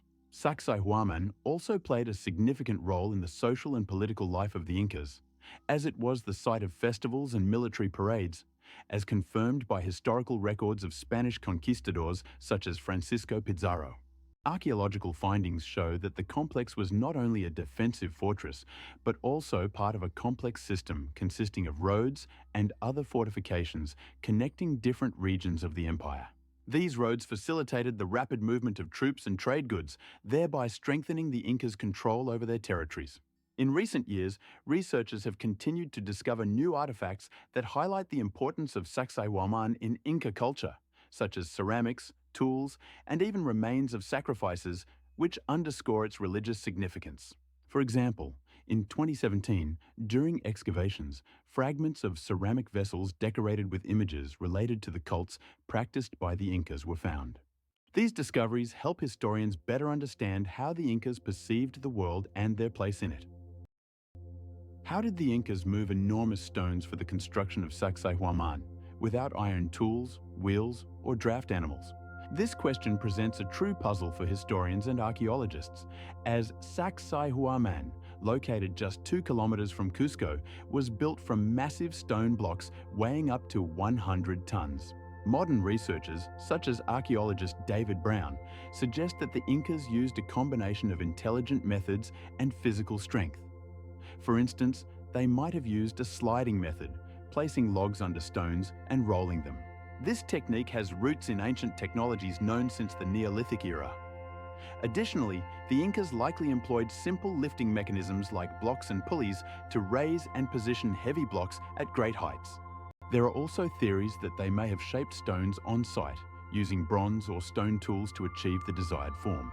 It is important to note that the Incas were masters of construction and architecture, as evidenced by their ability to create complex structures with high precision.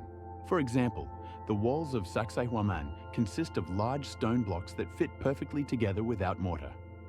This indicates a high level of engineering prowess among the Incas. However, throughout history, the Incas faced various challenges due to the harsh natural conditions of the Andean region. Winter rains and frequent earthquakes required them to continually refine their construction techniques. It is interesting that the construction of Sacsayhuaman began in the 15th century and was completed around the time of the arrival of Spanish conquistadors in the 16th century. This fact underscores the importance of such structures for the Incas, who continued working on them even in the face of external threats. Considering all this, one might wonder how the Incas managed to move these stones over long distances. Some researchers suggest that they may have used specialized road systems with slopes and turns, which facilitated transportation using gravity. It is also important to note that the Incas created a vast network of roads stretching thousands of kilometers, connecting various regions of their empire. These roads were paved with stones and provided access to remote areas, which also contributed to the construction of such monumental structures as Sacsayhuaman. Despite many aspects of the construction remaining uncertain, the very existence of these monumental structures testifies to the remarkable engineering abilities of the Incas and their ability to adapt to challenging conditions. Archaeological research shows that the Incas used a unique method of layout and transportation, as evidenced by the discovery of tools and remnants of road systems used for moving stones. The Olmecs civilization, which existed on the territory of modern Mexico, is considered one of the first highly developed cultures in America, emerging approximately 13 centuries before our era. This civilization is known for its giant stone heads, which were carved from volcanic tuff and could reach a height of up to 3 meters and weigh more than 20 tons. These heads, found at archaeological sites such as La Venta and San Lorenzo, are realistic depictions of faces that, according to scientists, likely represent rulers or important members of society at that time. Archaeologists like Matthew Stewart and Carlos Mercado, in their research, assert that each head may reflect unique features, including hairstyles and adornments, indicating a high degree of socialization and governance in the Olmec society. Scientists suggest that complex technologies were used to create these monuments, allowing for the processing of massive stone blocks, which required significant resources and labor. It is important to note that the Olmecs not only created the heads, but also built entire complexes, including pyramids and platforms for ritual ball games, showcasing their architectural achievements. These structures, located at places like La Venta, were connected to cultic practices and social rituals that played a significant role in the life of the Olmecs. 80% of all found heads have distinct features, which may indicate the diversity of ethnic groups that inhabited these lands. Scientists continue to study Olmec monuments to unravel the mysteries of their cultural and social structures. For example, in 2006, a head was discovered in La Venta, which, according to archaeologists, could have been created around 800 years before our era. This discovery provided new insights into the temporal framework of this civilization's existence.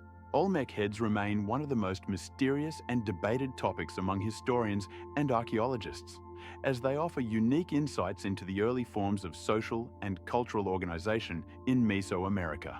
Additionally, it is worth noting that the Olmec civilization had a significant impact on subsequent cultures, such as the Maya and Aztecs, which can be traced through many cultural elements they inherited.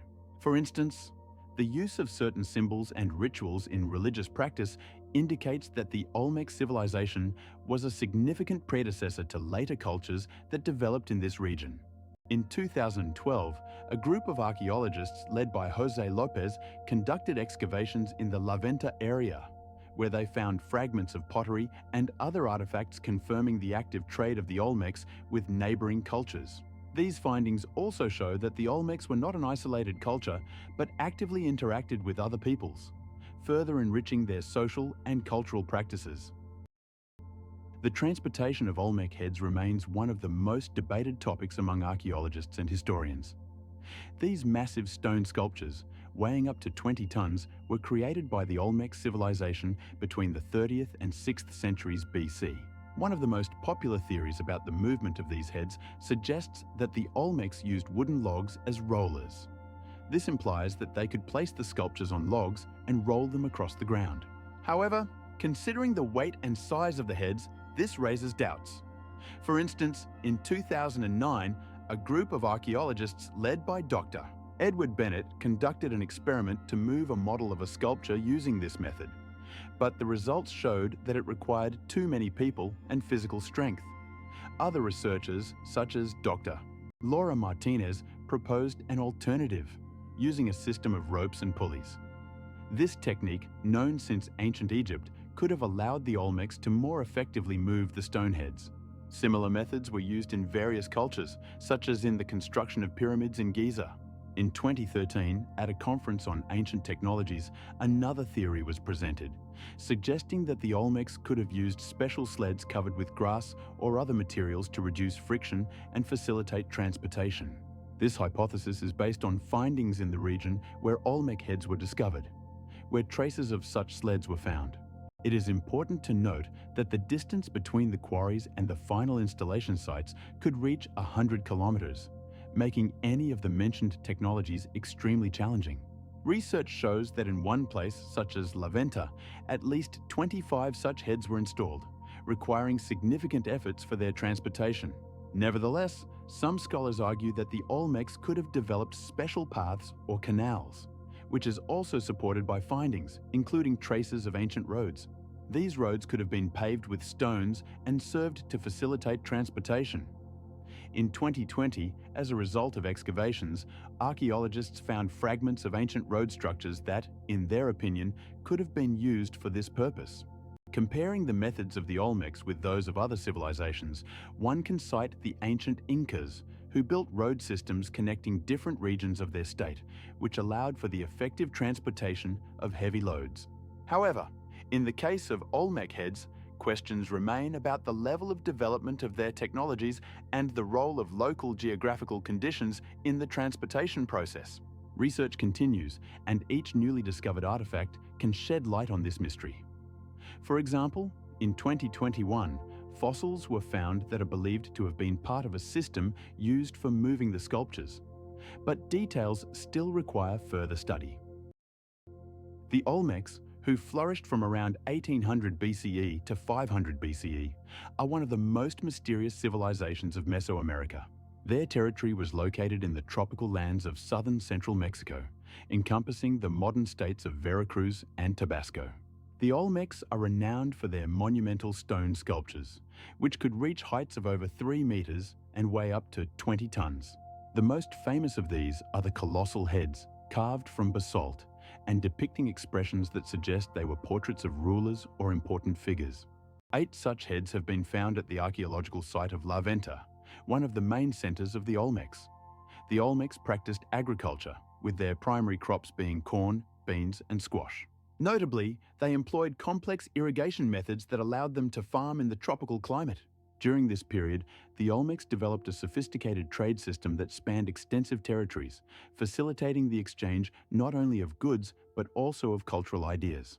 Archaeological findings indicate the presence of ritual centers where ceremonies and sacrifices were conducted, reflecting a complex religious system. The Olmec culture had a significant impact on subsequent Mesoamerican civilizations, including the Maya and the Aztecs. Some elements of Olmec sculpture and architecture were adopted and adapted by other cultures. Scholars such as Mary A. Cassidy have emphasized the importance of the Olmecs in the context of the early development of complex societies in the region. Moreover, Olmec writing, although not fully deciphered, could have served as a foundation for later writing systems in Mesoamerica.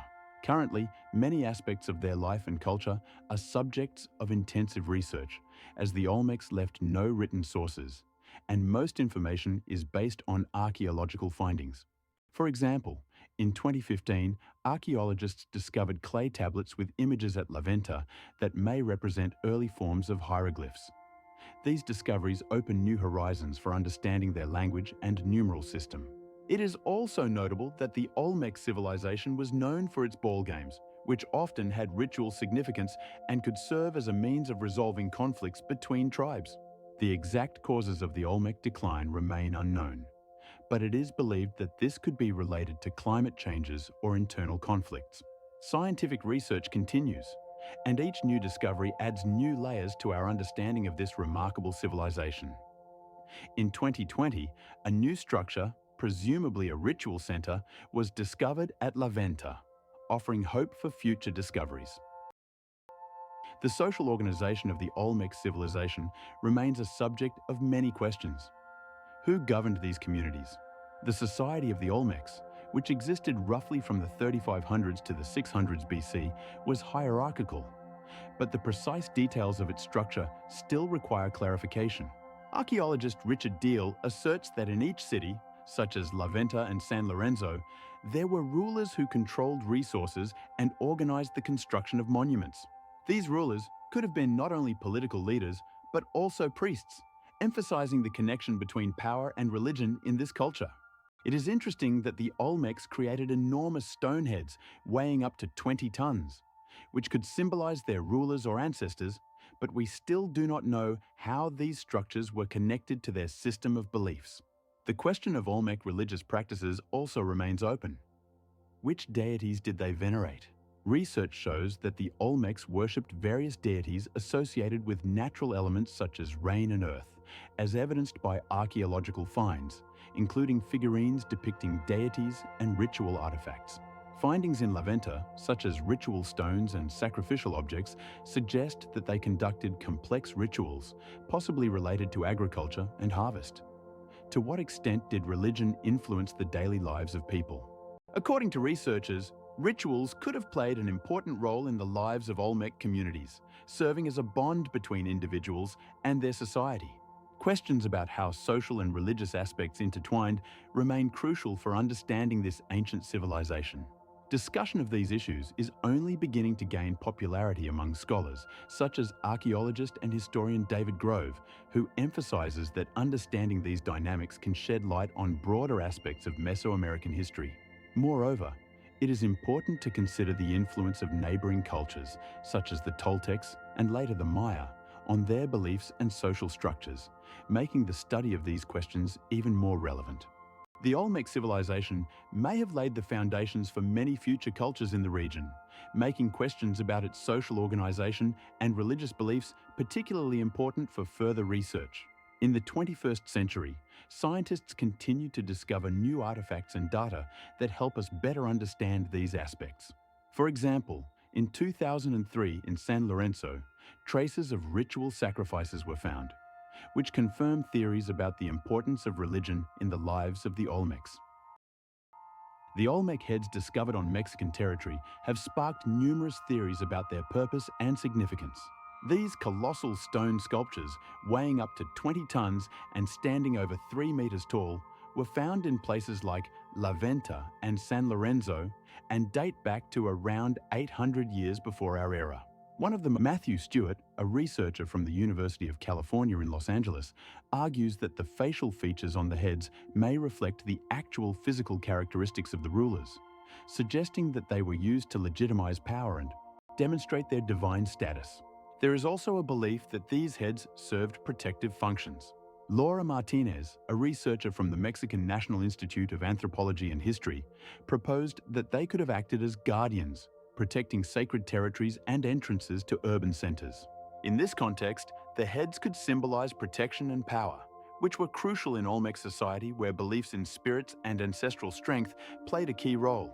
Additionally, the study of Olmec symbolism highlights their possible ritual function. For instance, Ricardo Aguilar emphasizes that some heads have carved elements that may indicate a connection to cosmological beliefs about the world and its structure. Some heads have unusual features like helmets or other distinctive details that may suggest ritual or mythological aspects of Olmec culture. These headpieces may have symbolized not only status, but also a connection to divine forces. Their placement in specific locations, such as temples or sacred plazas, also points to their role in rituals intended to appease gods or ancestors. As a result, Olmec heads are multifaceted artifacts that open up a wide range of questions about the political, social, and spiritual life of this ancient people. Furthermore, analysis of Olmec heads using new technologies such as three-dimensional reconstruction and computed tomography allows for a deeper understanding of how they were created and what technologies were used in their manufacture.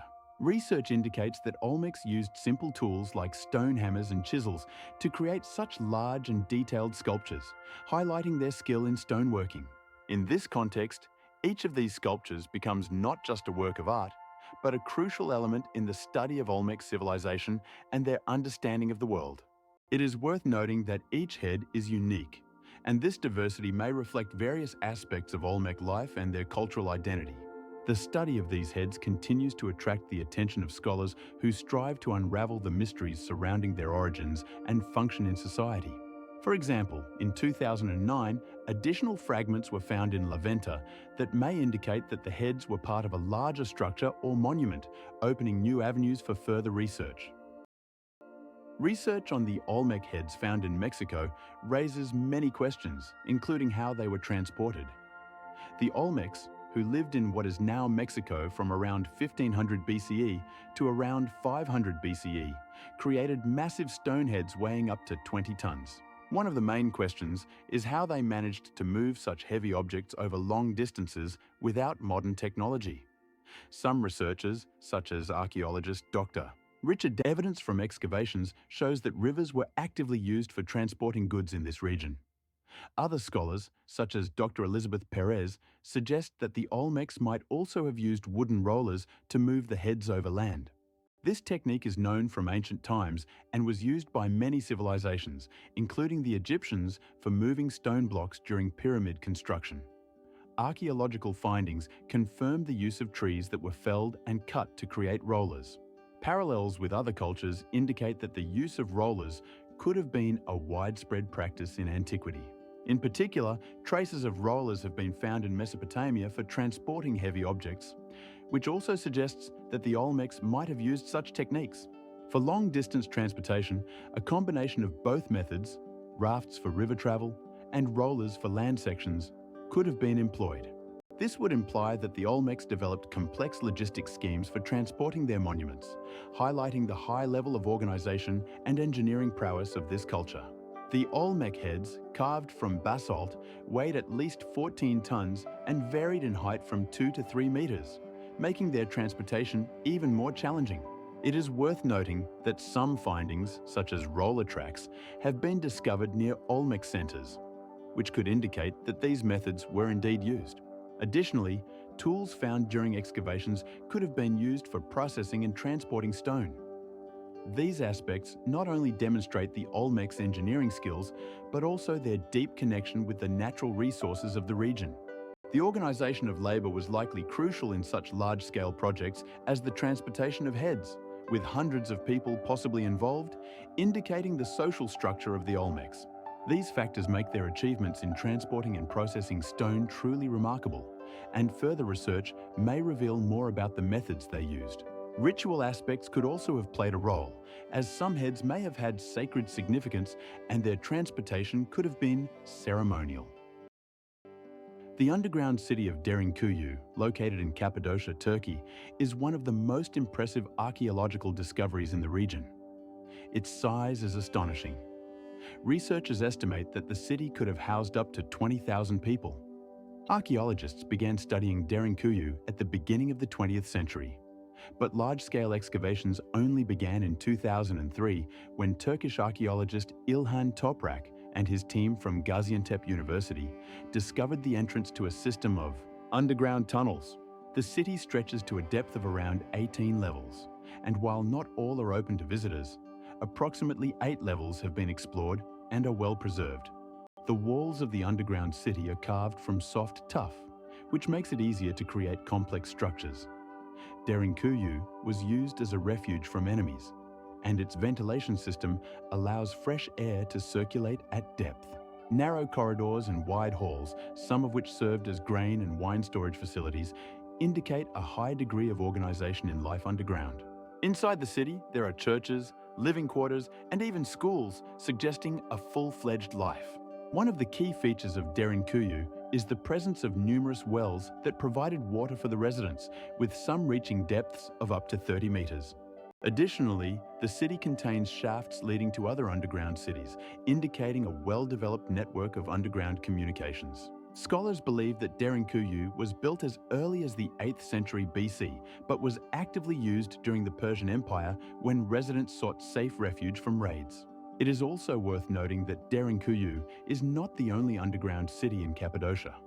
Nearby are cities like Kaymakli and Marzi, each with its own unique features and architectural solutions. Some researchers suggest that the underground cities may have been created not only for protection, but also for storing supplies in the face of frequent natural disasters such as earthquakes. The diversity of finds, including ceramic artifacts and tools, attests to a developed economy and trade in this region. Currently, Derinkuyu is a popular tourist attraction, drawing thousands of visitors each year, highlighting the interest in the history of Cappadocia's underground world. Archaeological research continues, and each new discovery adds details to our understanding of how people lived and survived in these unique conditions. Specialists believe that the underground cities of Cappadocia can not only tell us about the past, but also give insights into how people adapted to their environment and used natural resources to create complex structures. Derinkuyu is one of the most famous underground cities of Cappadocia. Its construction began around the 8th century BC, when the region was threatened by attacks from neighboring peoples.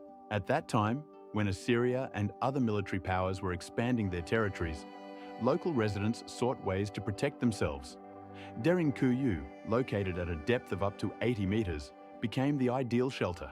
Archaeologists, such as Professor Haluk Devaji from Ankara University, claim that the city could accommodate up to 20,000 people, making it one of the largest known underground complexes.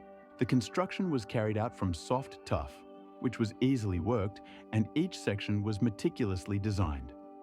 The city included residential quarters, food storage facilities, and even wineries, allowing residents to survive prolonged sieges. Derinkuyu also had places for water storage, which was critically important during lengthy conflicts. For example, in the 4th century BC, when the city was besieged by Persian troops, residents used their underground tunnels and shelters to avoid capture. These tunnels connected with other underground cities like Kaymakli, providing the ability to move and evacuate quickly. The underground passages had heights of up to 2 meters and widths of about 1.5 meters, allowing movement between different levels and sections. The 8 levels of Derinkuyu include, among other things, temples and places of worship, indicating the religious life of the inhabitants. Restored frescoes and artifacts found in the city show that its inhabitants preserved their culture even underground. In the 61st year AD, when the Roman Empire began expanding to the east, residents of Derinkuyu again used their underground shelters to avoid conflicts with Roman legionaries. Archaeological excavations, begun in the 20th century, continue to this day, and scientists continue to discover new facts about life in this unique city.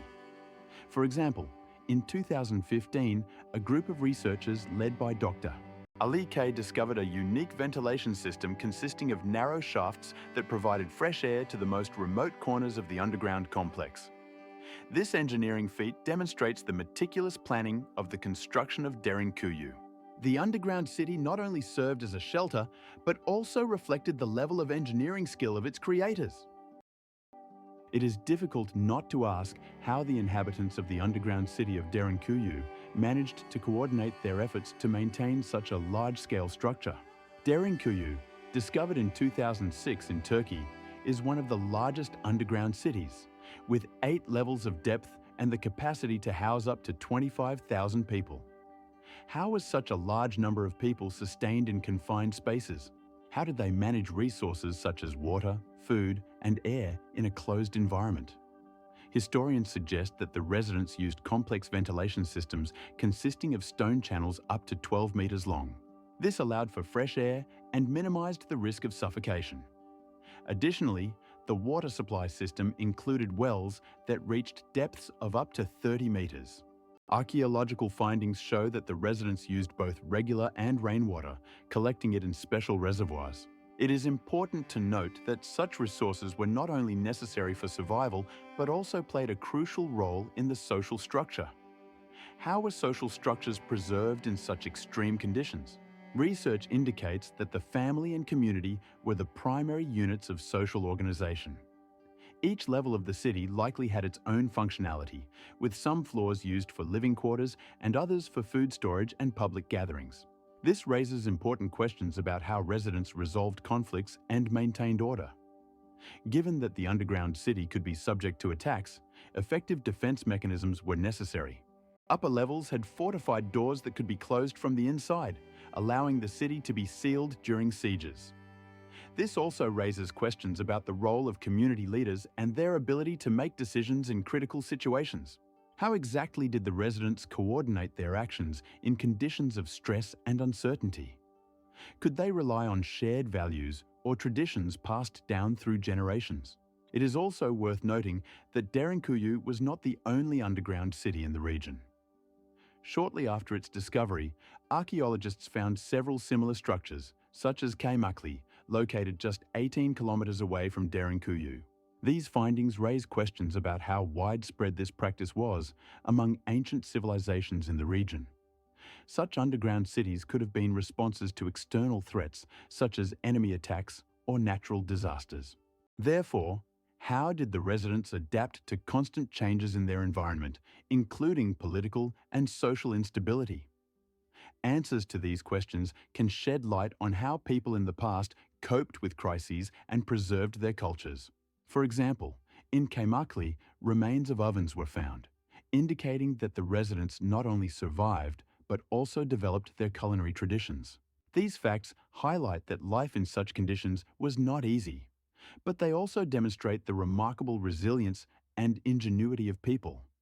Comparing Derinkuyu and Göbekli, we can see how different communities adapted to their unique conditions. For instance, in some underground cities, more complex food storage systems were found, indicating higher living standards. How did people ultimately maintain such complex systems while remaining united and organized? Derinkuyu, an extraordinary subterranean city in Turkey, with a depth of up to 80 meters, raises numerous questions about its purpose. One of the most widespread theories suggests that this structure served as a shelter for people during conflicts and harsh climates. Evidence of this can be found in archaeological discoveries dating back to the 4th century BC. Traces of habitation, such as food storage vessels and tools used for land cultivation, were discovered in the underground chambers.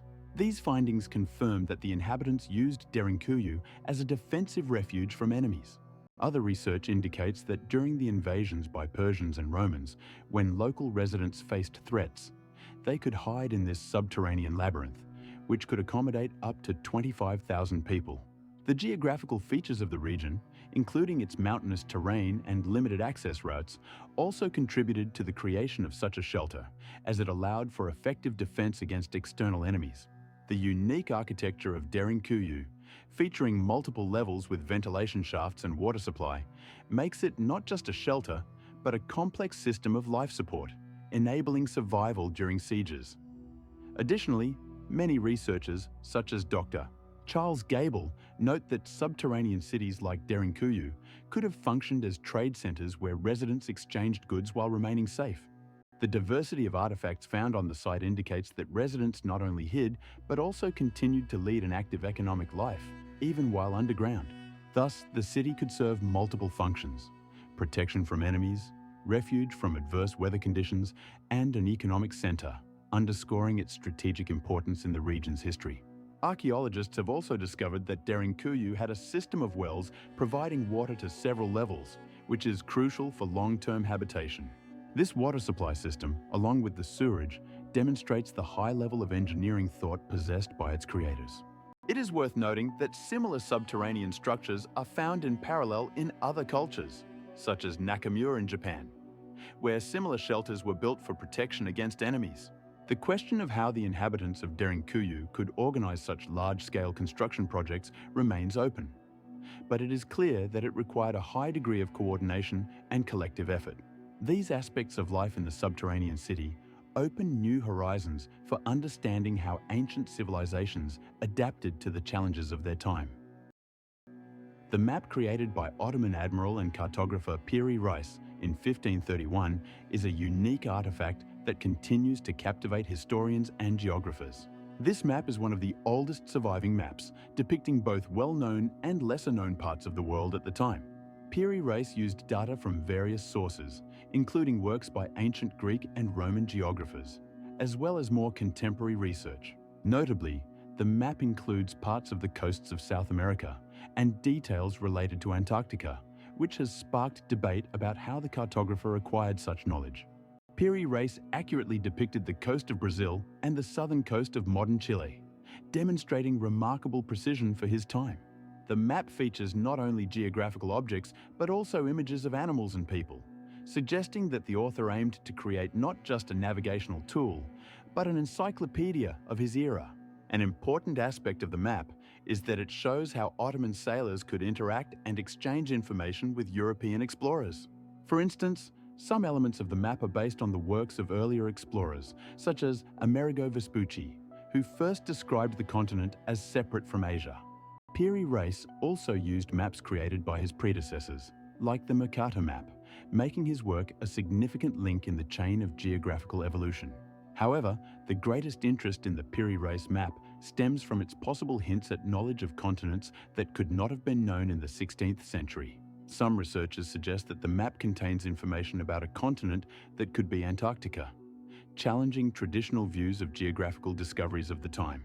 Additionally, certain details of the map, such as images of mountains and rivers, demonstrate the level of geographical accuracy and knowledge achieved during that era. 80% of the map has been lost, and what remains is only a fragment, raising further questions about the appearance of the full version. It is worth noting that the map was created on parchment approximately 80 by 60 centimeters in size, making it quite large for the time. There are also theories that Piri Reis used oral traditions and possibly even data from Viking or other seafarers' travels, challenging traditional views of geographical knowledge. Ultimately, the Piri Reis map is not just a historical document, but a complex network of knowledge and cultural exchanges, reflecting the diversity of geographical views and research efforts of its time. The preservation and study of the map continue, and each new discovery opens new horizons for understanding seafaring and geography in the 16th century. 80 years after the map's creation, in 1608, other researchers began to use it in their voyages to new, unexplored waters. Some researchers believe that the map shows contours that match the current coastline of Antarctica without ice, which challenges traditional notions about when and how this continent was discovered. For instance, in 1930, American researcher Charles Hapgood proposed a theory that the map could be based on earlier sources, possibly ancient maps created by lost civilizations. Hapgood argued that such maps could have existed long before known human history, and that their data could have been lost due to catastrophes like ice ages. In 1988, an article by researcher Randy M. Scott was published in the journal Gnosis, where he supported the idea that the map indeed shows Antarctica without ice, based on comparisons with modern satellite images. Scott pointed to similarities in the shapes of the coastlines, which underscored the possibility of more detailed maps existing at the time. Additionally, some proponents of this theory point to the presence of river and mountain contours on the map that match the geographical features of Antarctica, raising questions about how ancient navigators could have recorded these details. In particular, in 1999, geologist David Bailey conducted research that showed that some regions of Antarctica had ice-free areas during the last interglacial period, which could have been depicted on the map. This suggests that the Piri Reis map is not just an artistic creation, but the result of a more complex and well-thought-out cartographic tradition. Furthermore, in 1983, French cartographer and historian Jacques Bardou, in his book Secrets of Ancient Maps, also suggested that maps like the Piri Reis map could have been created based on oral traditions passed down between different cultures. This indicates that geographical knowledge could have existed in various parts of the world, but was not documented in known sources. Such an approach opens new horizons for understanding not only cartography, but also the history of navigation and trade in the ancient world. Consequently, the Piri Reis map becomes not only a mystery for researchers, but also a backdrop for discussions on broader themes about how ancient civilizations perceived and depicted their environment. In particular, theories that the map shows Antarctica without ice raise new questions about who could have created such maps and what technologies were used for this purpose. There are speculations that such maps could have been based on observations made during ancient maritime expeditions that could have covered not only known territories, but also unknown areas. In the 15th century, during a period when the Ottoman Empire was rapidly expanding its borders, one of the most enigmatic cartographers emerged, Piri Reis. In 1513, he created his famous map, which became a revelation of its time. Piri Reis was an admiral and geographer, and he served at the court of Sultan Selim Thes. His map, known as the Map of Piri Reis, was compiled using numerous sources, including more than 20 earlier maps, both European and Arab. This work of art, executed on parchment, covered territories from Europe to South America, including coastlines that were known at the time. In particular, the map featured a detailed depiction of the Brazilian coast, which is remarkable considering that Europeans were just beginning to explore these lands. Interestingly, Piri Reis not only included geographical data on his map, but also various annotations explaining where he obtained his information. For example, he mentioned using maps created by renowned explorers such as Christopher Columbus and others who had undertaken voyages to the New World. Researchers still debate how Piri Reis managed to gather such extensive information and how he utilized data that seemed unavailable to his time. One of the most intriguing aspects of the map is the depiction of Antarctica, whose contours were not discovered until the 18th century. This raises questions about the sources Piri Reis used and the extent to which his geographical knowledge was based on factual observations and his own instruments. It is important to note that the map was created during an era when cartography was just beginning to develop as a science, and many geographical concepts were based on myths and legends. Despite this, Piri Reis was able to produce a document that combined precise observations with elements of artistic skill. The map also featured illustrations of various animals and plants, indicating that Piri Reis was not only a cartographer, but also an observer of nature. This map became the foundation for future research and discoveries, providing a unique perspective on the world of that time. As a result of his work, Piri Reis left a significant legacy in the field of cartography and became a symbol of the desire to explore unknown lands. Today, the map of Piri Reis is housed in the Topkapi Palace in Istanbul and continues to captivate researchers seeking to unravel its mysteries. How could the map of Piri Reis have been created with such high accuracy? To understand this, one must look at the history of its creation. Piri Reis, an Ottoman admiral and cartographer, created his map in the year 1520. He used data from various sources, including maps made by European sailors and Arab geographers. Among the maps in his possession were those significantly older than his own, including the works of renowned figures such as Claudius Ptolemy, whose maps, created in the 1st century AD, served as the basis for many subsequent geographical studies. It is interesting that Piri Reis included on his map not only the known lands of his time, but also territories that were still unknown, such as the coasts of South America. This can be explained by the fact that he relied on the accounts of sailors and traders who traveled to these regions, highlighting the importance of oral tradition in the transmission of knowledge about new lands. Furthermore, the map of Piri Reis contains details that could not have been known without precise observations, such as the description of the Brazilian coastline, which matches its modern image. Some researchers, such as Professor Hera Dolunay, claim that Piri Reis could have used instruments like sextants and compasses to make more accurate measurements. Nevertheless, it is important to note that the map contains numerous errors, indicating that even the most outstanding cartographers of the time were limited in their knowledge and technologies. For instance, the map features distorted shapes of some continents, which may be due to insufficient accuracy of measurements or errors in data interpretation. Despite these shortcomings, the map of Piri Reis remains an outstanding example of cartographic art of its time. It serves not only as a historical document, but also as an object of study for contemporary geographers and historians. In particular, the map of Piri Reis has inspired many researchers to study ancient cartographic traditions, leading to new discoveries in the field of geography. Today, researchers continue to analyze the details of the map to understand how such precise calculations were made. For example, studying the markers on the map allows for comparison with modern maps and the discovery of remarkable coincidences, which underscores the skill of Piri Reis as a cartographer. In this context, it is worth mentioning that his work became the basis for numerous further studies, including in the fields of navigation and seafaring. The methods used by Piri Reis to create his famous map have sparked numerous theories and debates among historians and cartographers.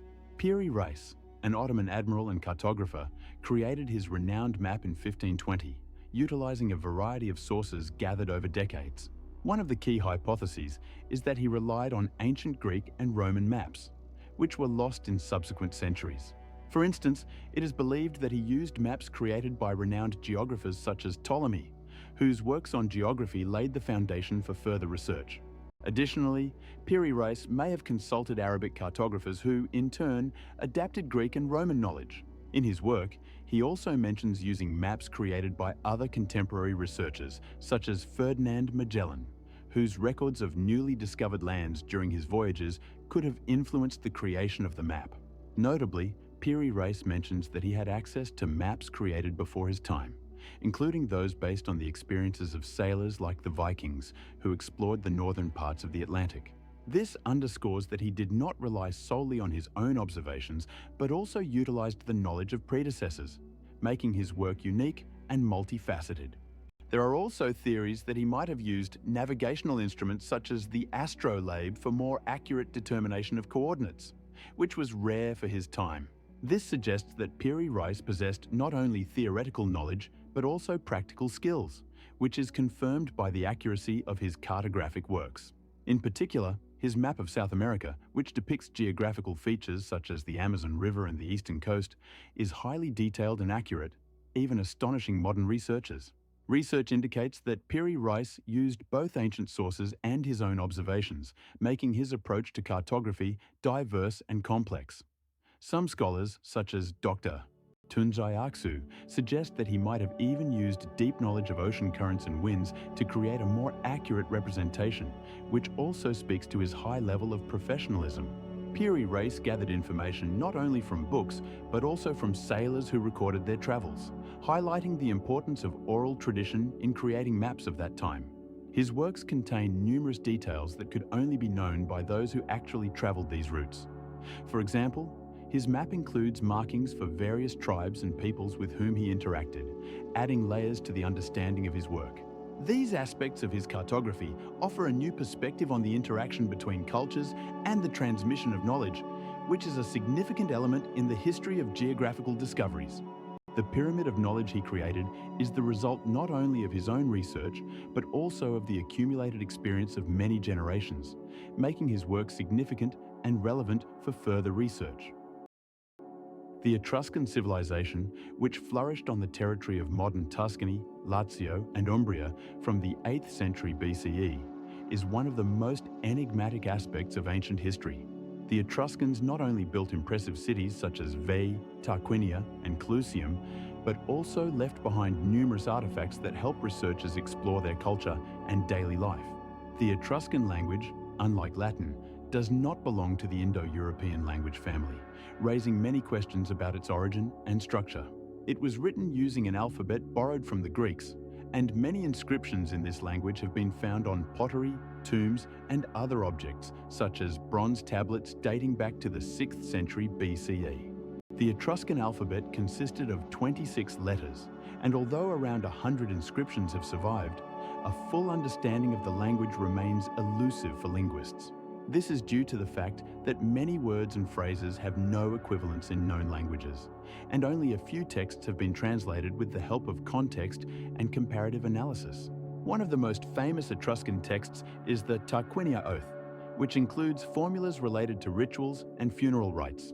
Scholars such as Johnny Marachi and Laura Benedetti have studied these inscriptions to understand how the Etruscans perceived death and the afterlife. The Etruscans also left a rich artistic legacy. Their frescoes and sculptures, executed with high levels of detail, depict scenes from everyday life and mythology. For example, the famous fresco from the tomb of the Bagnoli, dating back to the 6th century BCE, shows people engaged in music and dance, vividly illustrating their cultural traditions. Despite their achievements, the Etruscan civilization began to decline in the 5th century BCE as Rome expanded its borders. This led to the assimilation of the Etruscans into Roman culture, with many of their traditions absorbed into Latin culture. Nevertheless, the influence of the Etruscans on Rome can be traced in architecture, religion, and even in the political system. For instance, Roman aristocrats adopted elements of Etruscan style in their homes, including the design of terraces and the use of arches. The Etruscans also introduced Roman religion with deities such as Tinia, who became known as Jupiter. Additionally, rituals related to divination, such as the interpretation of the entrails of sacrificial animals, were adopted by the Romans from the Etruscans. This process of assimilation did not kill the Etruscan culture, but it lost its identity. Unfortunately, most Etruscan texts and artifacts remain undeciphered, and in this context, the study of the Etruscan language and culture continues to be a relevant task for historians and archaeologists. For example, in the 20th century, numerous discoveries were made, which gave a new impetus to the study of this civilization. And today, various aspects of their daily life, including sacrifices and everyday activities, are actively being researched.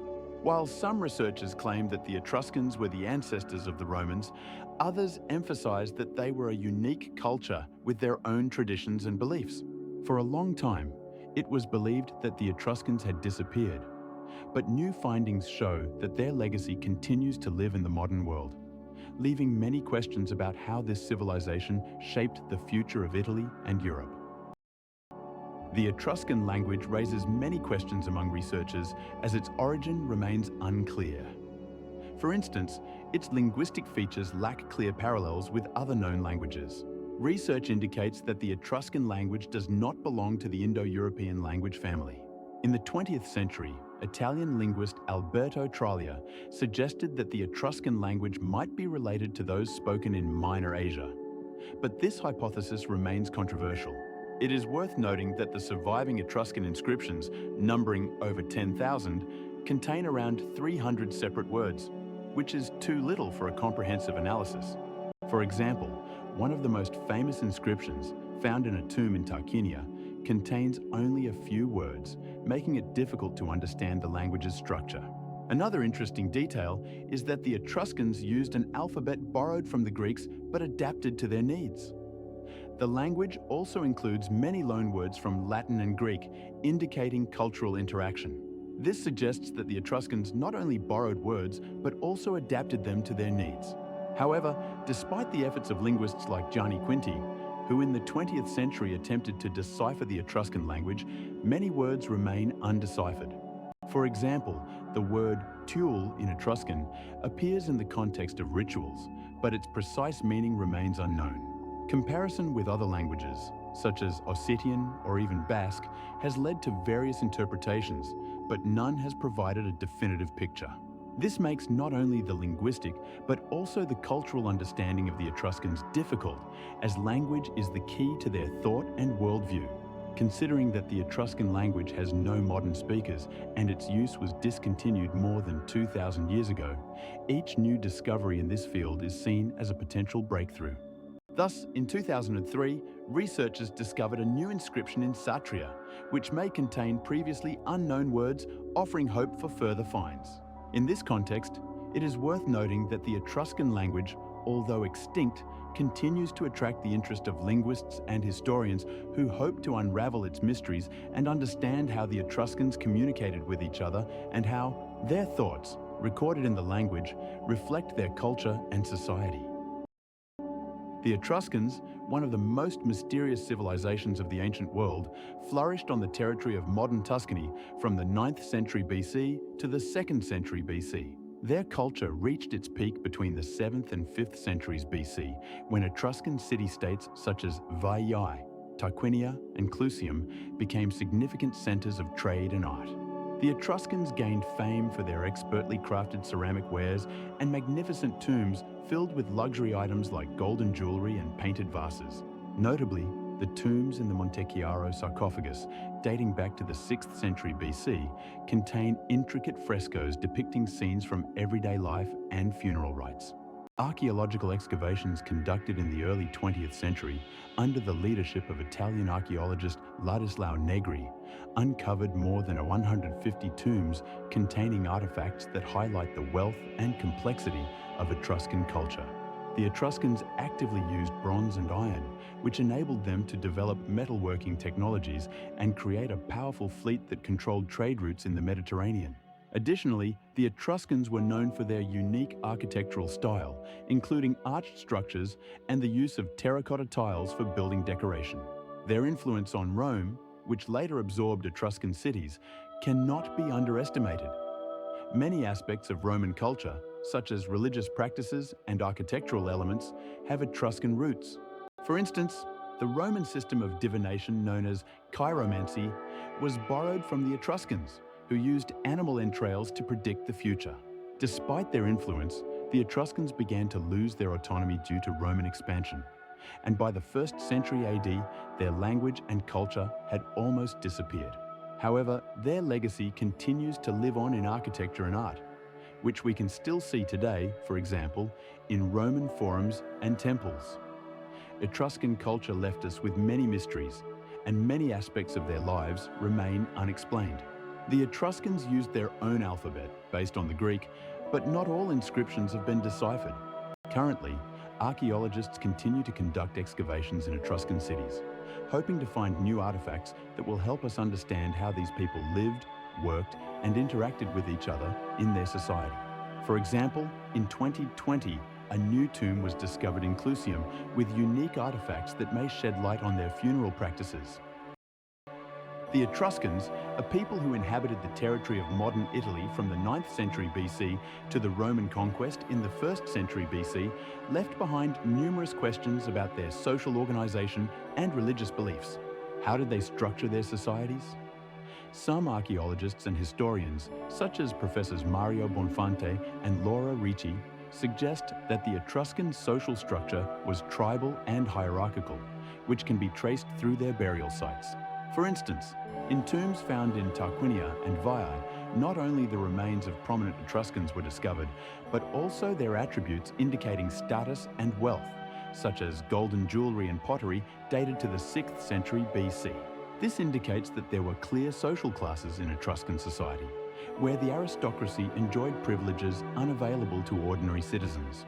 Additionally, in these tombs, scenes of feasts and musical performances are often found, which may indicate the importance of public gatherings and rituals in their culture. What were their religious beliefs?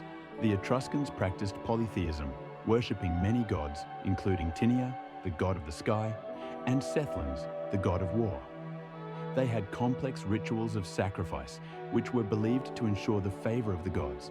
For example, archaeological finds in Faleri in 2005 showed that the Etruscans sacrificed not only domestic animals, but also used special potions to predict the future.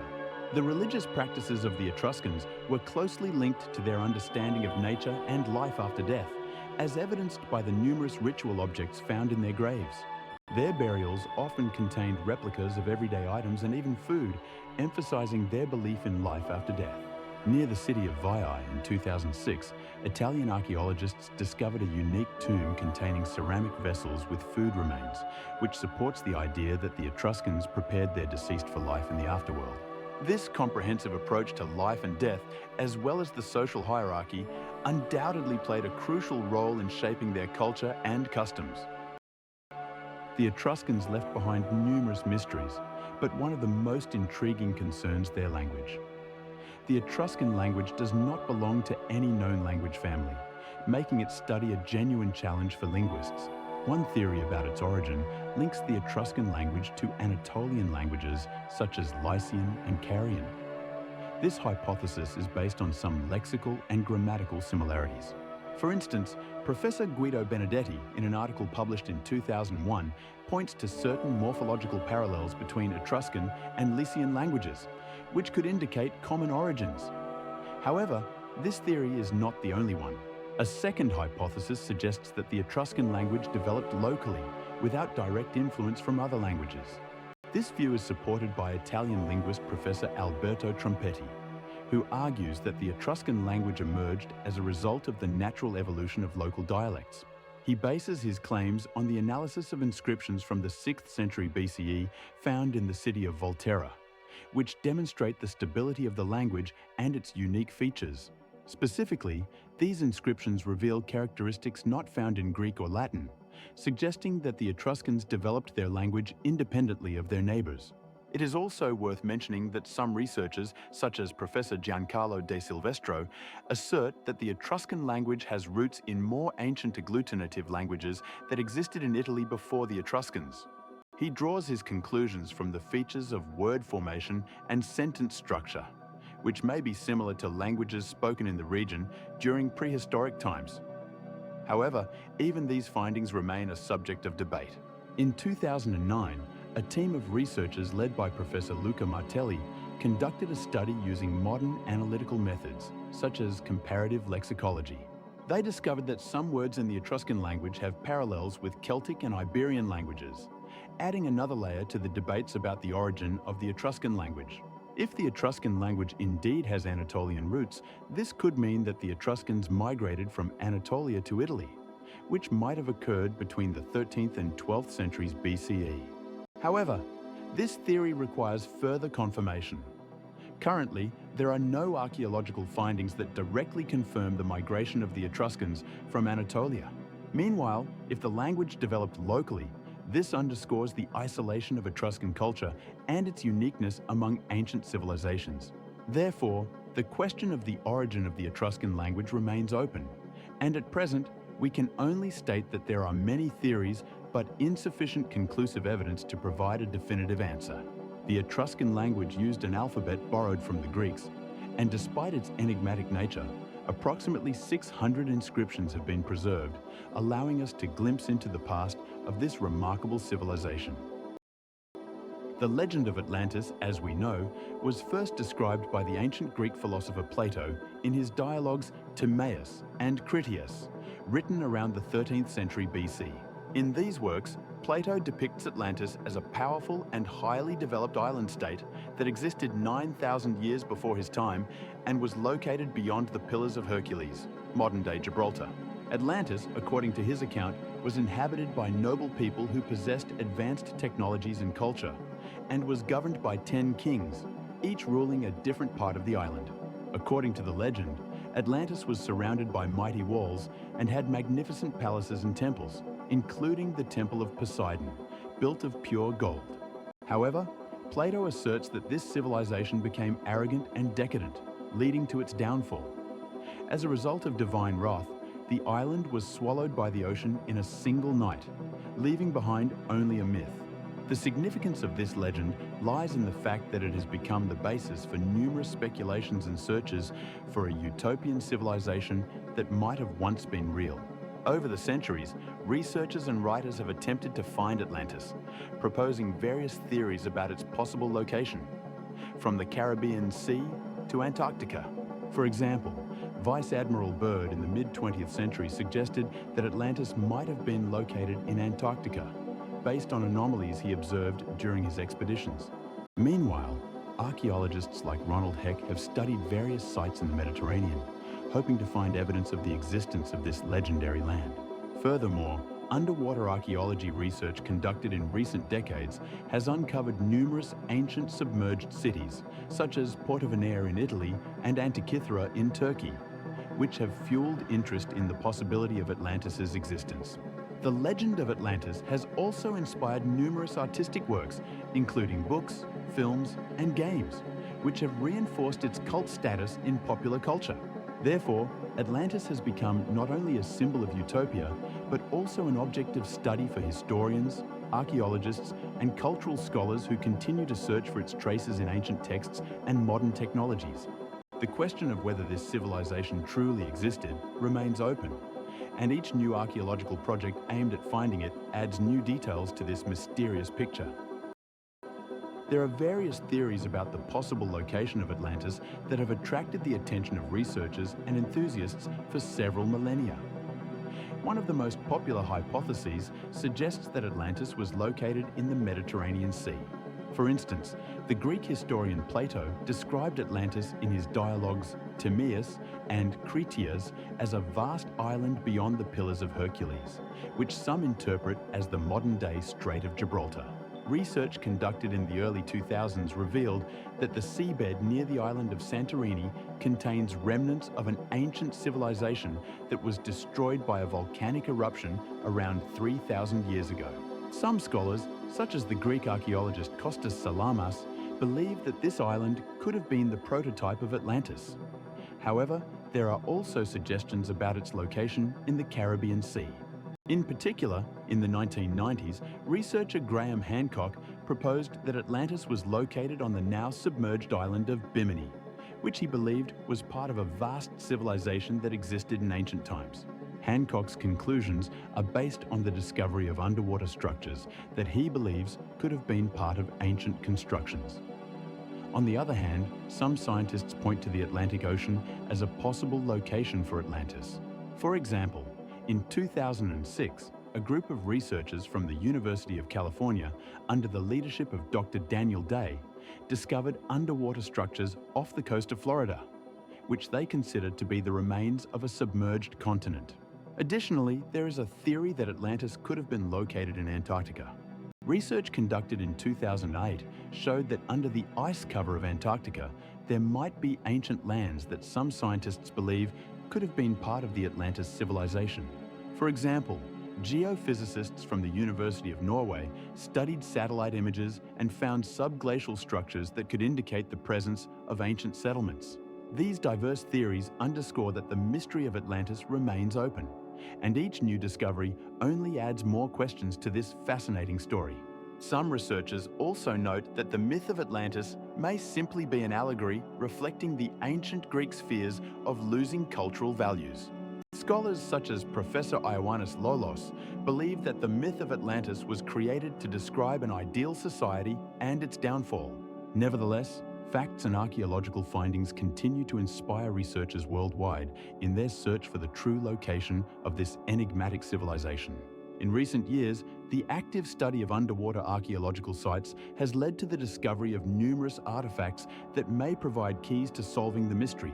For example, in 2009, fragments of pottery dating back to around 2,000 years before our era were found off the coast of Crete, confirming the existence of advanced societies in this region.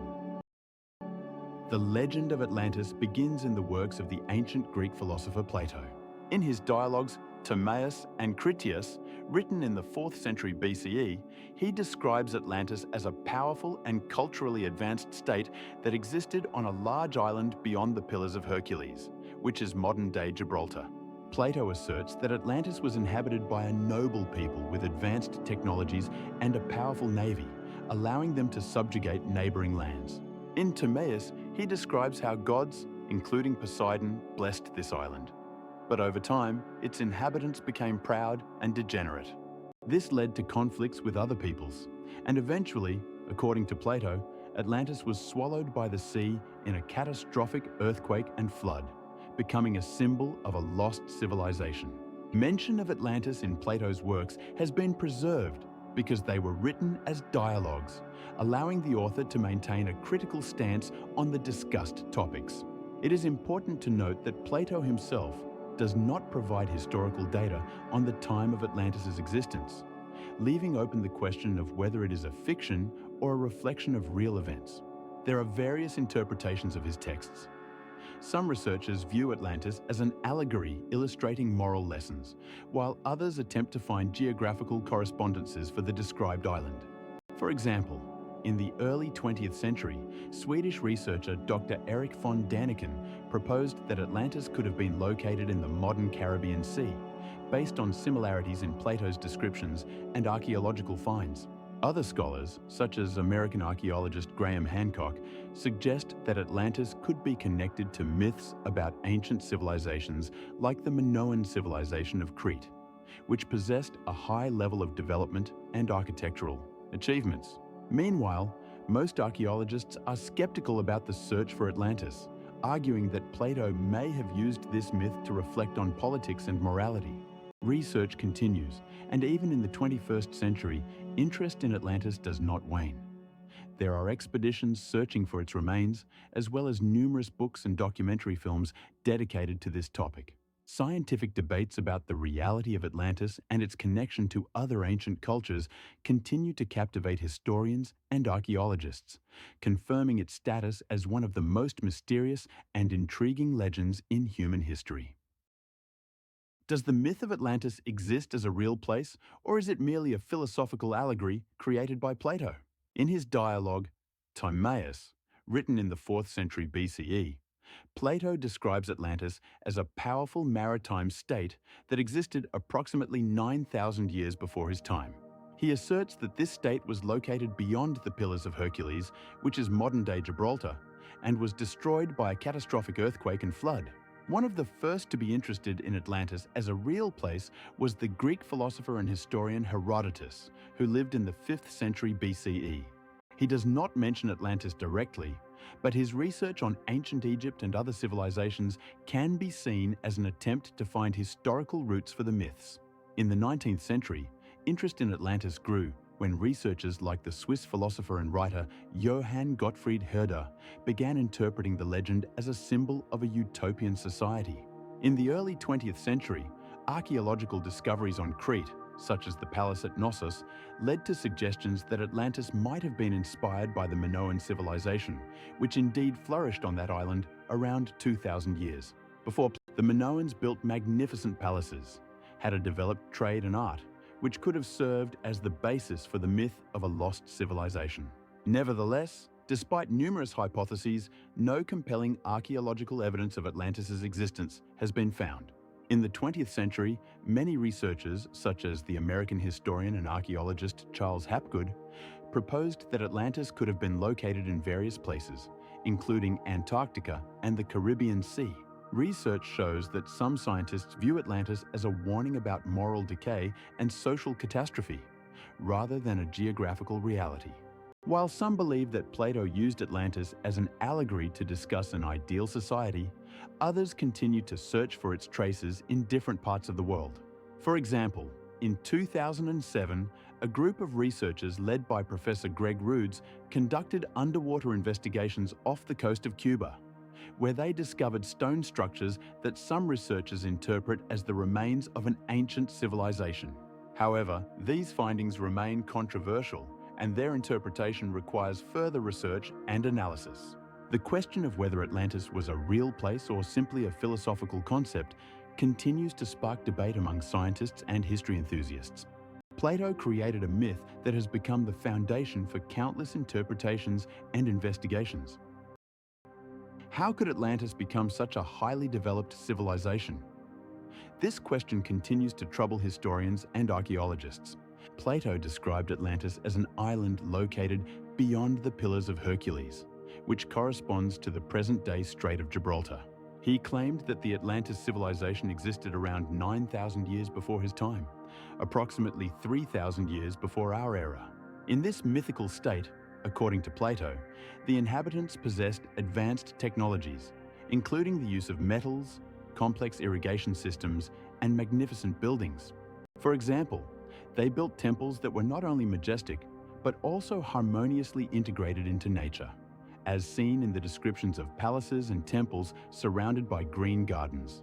Furthermore, Plato asserted that they had a powerful army and navy capable of conquering neighboring peoples. This raises questions about the possible sources of such knowledge and technologies at that time. Scientific research shows that during this period in Mesopotamia, there already existed complex societies, such as the Sumerians, who invented the wheel, created the first cities, and developed a writing system. It is possible that Atlantis could have been one of the distant colonies or even a trading partner of such civilizations as the Egyptians or the Minoans on Crete.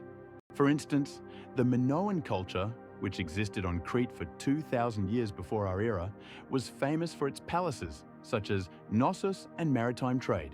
Their technologies and architectural achievements could have been similar to those described by Plato.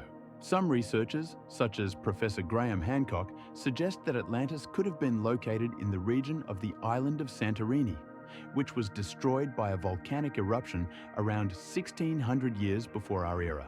This event could have not only destroyed the island, but also led to the demise of a significant part of the Minoan civilization, which, in turn, could have influenced the myths about lost civilizations. On the other hand, archaeologists studying the myths about Atlantis point to the lack of specific evidence for its existence, which casts doubt on the realism of Plato's descriptions. Ultimately, the myth of Atlantis remains a mystery in which elements of reality and fantasy intertwine, giving rise to endless debates about what such a highly developed civilization might have looked like.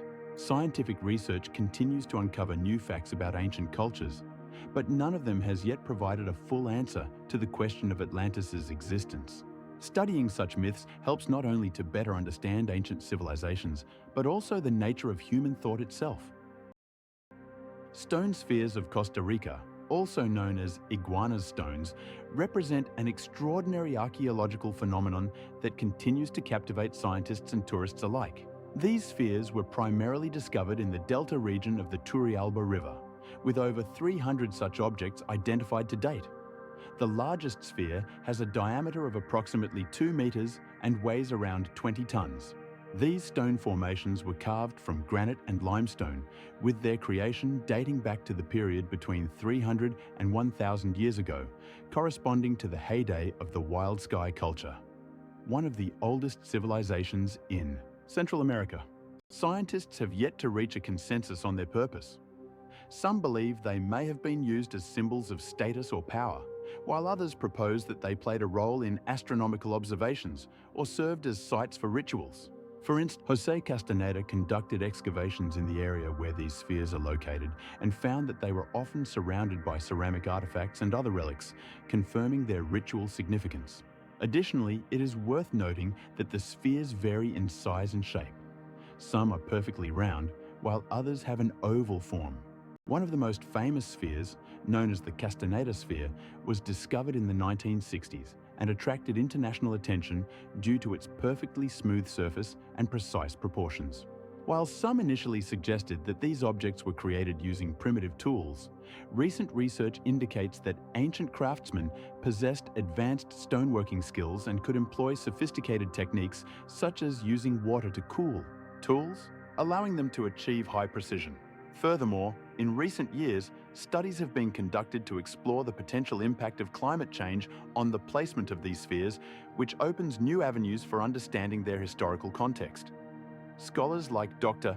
Laura Castro suggest that climate change may have influenced the migration of ancient peoples and, consequently, the placement of the stone spheres, highlighting the connection between natural conditions and cultural development. All these aspects make the stone spheres of Costa Rica a significant object of study, not only for the ancient cultures themselves, but also for their interaction with the surrounding environment. In addition to their archaeological significance, the spheres have become a major tourist attraction, drawing thousands of visitors each year, thereby contributing to the local economy. Today, many of these stones are under state protection, and in 2016, UNESCO included them in the World Heritage List, underscoring their cultural and historical value. It is interesting to note that in some local legends, the stone spheres are considered a message from the gods, adding a mystical element to their study. Archaeologists continue to work on unraveling the mystery of these ancient objects, and each new discovery raises additional questions about the lives and beliefs of those who created them. Research continues, and new technologies, such as ground-penetrating radar, allow scientists to peer beneath the surface in the hope of uncovering additional artifacts that may shed light on their origin and significance. The stone spheres of Costa Rica, primarily discovered in the regions of Diquís, Guayabo de Bagaces, and Guanacaste, are unique artifacts that attract the attention of both scientists and tourists. These spheres, created by the local culture before the Spanish conquest, have diameters ranging from 5 centimeters to 2 meters and can weigh up to 20 tons. Several theories exist regarding their purpose. One of the most widely accepted theories suggests that they served as symbolic objects representing status and power. Research conducted by archaeologist Fernando Horach in the 1990s indicated that the placement of the spheres could be linked to social structures and ritual practices of the ancient Costa Ricans. For instance, some spheres were found near burial sites, which may indicate their ritual significance. Other researchers, such as Dr. Richard Taylor, proposed that the stone spheres might have been used for astronomical observations. They believed that the placement of some spheres could align with sunrise and sunset in specific seasons, suggesting their use in creating a calendar or as markers for agricultural cycles. Additionally, some researchers believe that these objects held artistic value, reflecting the skill and creativity of local craftsmen. Analysis of the stone spheres shows that their surfaces are often adorned with geometric patterns, which may indicate their cultural and artistic significance. Some spheres have a perfect spherical shape, raising questions about the methods used to create them, as this would require a high degree of skill and technology. Research conducted in the 2000s revealed that local stones such as granite and basalt were used for their creation, processed with primitive tools. This discovery confirms that the ancient Costa Ricans possessed knowledge of stoneworking and could create complex objects that continue to amaze. The complexity and variety of the stone spheres of Costa Rica suggest that they may have served multiple functions, possibly for rituals, marking boundaries, or even as trade items. Regardless, the stone spheres remain a mystery, and their origin and purpose continue to intrigue scientists and researchers. Some spheres have been moved to museums, such as the National Museum of Costa Rica in San Jose, where they continue to attract visitors and serve as important objects for studying the cultural heritage of the region. Despite decades of intensive research, a full understanding of their purpose remains elusive, adding to their mystique and allure. Currently, researchers are analyzing the geographical distribution and context of the stone sphere findings, attempting to understand how these objects fit into the broader picture of life in ancient Costa Rican societies.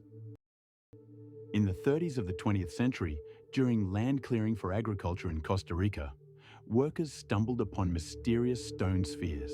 The first mention of them occurred in 1938, when local farmers began finding these perfectly round objects near the city of Palmares. The spheres varied in size, with some reaching a diameter of up to 2 meters and weighing more than 6 tons. News of these findings soon attracted the attention of archaeologists, and in 1940, an expedition led by archaeologist and anthropologist Christian Eschele began systematic study of these artifacts. Eschele described the stone spheres as a marvel of ancient engineering, but their origin and purpose remained a mystery. It was soon discovered that the spheres were made from various types of stone, including granite and basalt, and were likely carved and polished with extraordinary precision. Research showed that some of them contained traces of tools used for their processing, including chisel hammers and carved instruments, which confirmed the presence of advanced technologies among the ancient inhabitants of the region. In the 1960s, after deeper excavations, archaeologists found not only the spheres, but also complexes of stone structures that may have been associated with ritual practices of local tribes.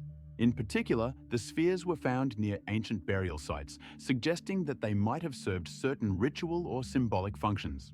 Research continued into the following decades, with scientists using radiocarbon dating to determine the age of the artifacts. In 2003, a team of archaeologists led by Dr. José Castillo established that many of the spheres dated back to the first millennium BC, casting doubt on earlier assumptions about their origin. As a result, the stone spheres became a symbol of Costa Rica's rich cultural history, attracting interest not only among scholars, but also among tourists eager to see these enigmatic artifacts. With each new discovery made by the scientific community, we get closer to understanding how and why these stone spheres appeared on this land. By 2020, it was recorded that the number of found spheres exceeded 300, located in several regions of the country, including the provinces of Guerrero and Limón. How did the ancient inhabitants of Costa Rica create such perfect stone spheres using only stone tools? These mysterious spheres, known as Costa Rican stone spheres, are remarkable examples of ancient art and technology, dating back at least 3,000 years. Scientific research shows that these spheres were made from various types of stone, including basalt, which was quarried from nearby volcanoes. One of the largest spheres has a diameter of more than 2 meters and weighs around 20 tons. Their creation required significant effort and skill, as processing such large stone blocks required not only physical strength, but also precise skills. Archaeologists suggest that the masters used primitive but effective methods. They could have used stone tools to hollow out and polish surfaces, and then further processed them with other stones. As the stones were processed, the spheres became more rounded and smooth. Remarkably, some of the found spheres have perfect proportions and symmetry, raising questions about how the ancient inhabitants achieved such high precision. Research shows that some spheres were arranged in a specific order, possibly to mark important places or for astronomical observations. This also raises questions about the role these objects played in the culture and society of the time. As scientists report, in some cases, remains of ancient settlements have been found near the spheres, indicating that these stones could have been used in ritual or social contexts. Moreover, the importance of these stone objects is confirmed by the fact that they have been included in UNESCO's lists of protected cultural heritage sites, highlighting their significance for world history. It is also worth noting that some spheres may contain microscopic traces of tools that could have been used for their creation, opening new prospects for the study of ancient civilizations' technologies.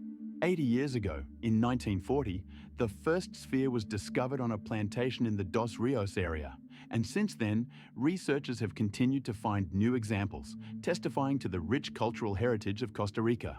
These discoveries attract the attention of historians and archaeologists, eager to unravel the secrets of ancient craftsmen who were able to create such extraordinary works of art. Among the numerous hypotheses about the creation of the stone spheres of Costa Rica, several key methods stand out that ancient civilizations might have used. One of the most discussed theories suggests the use of controlled heating to alter the properties of stone. Research shows that when heated to high temperatures, stone blocks become more malleable and easier to work with. Archaeologists such as Dr. Ricardo Gramaglia point out that the burnt sections of stones found near the spheres could indicate this method. The second version involves the use of hammers and chisels, which could have been made from harder materials like basalt. It is believed that simple but highly effective tools were used to create the spheres.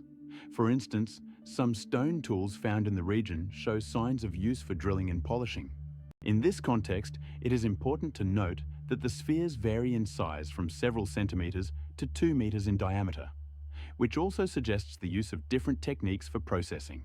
The third hypothesis is related to the polishing of stone surfaces, for which abrasive materials such as sand and small stones could have been used to smooth and polish.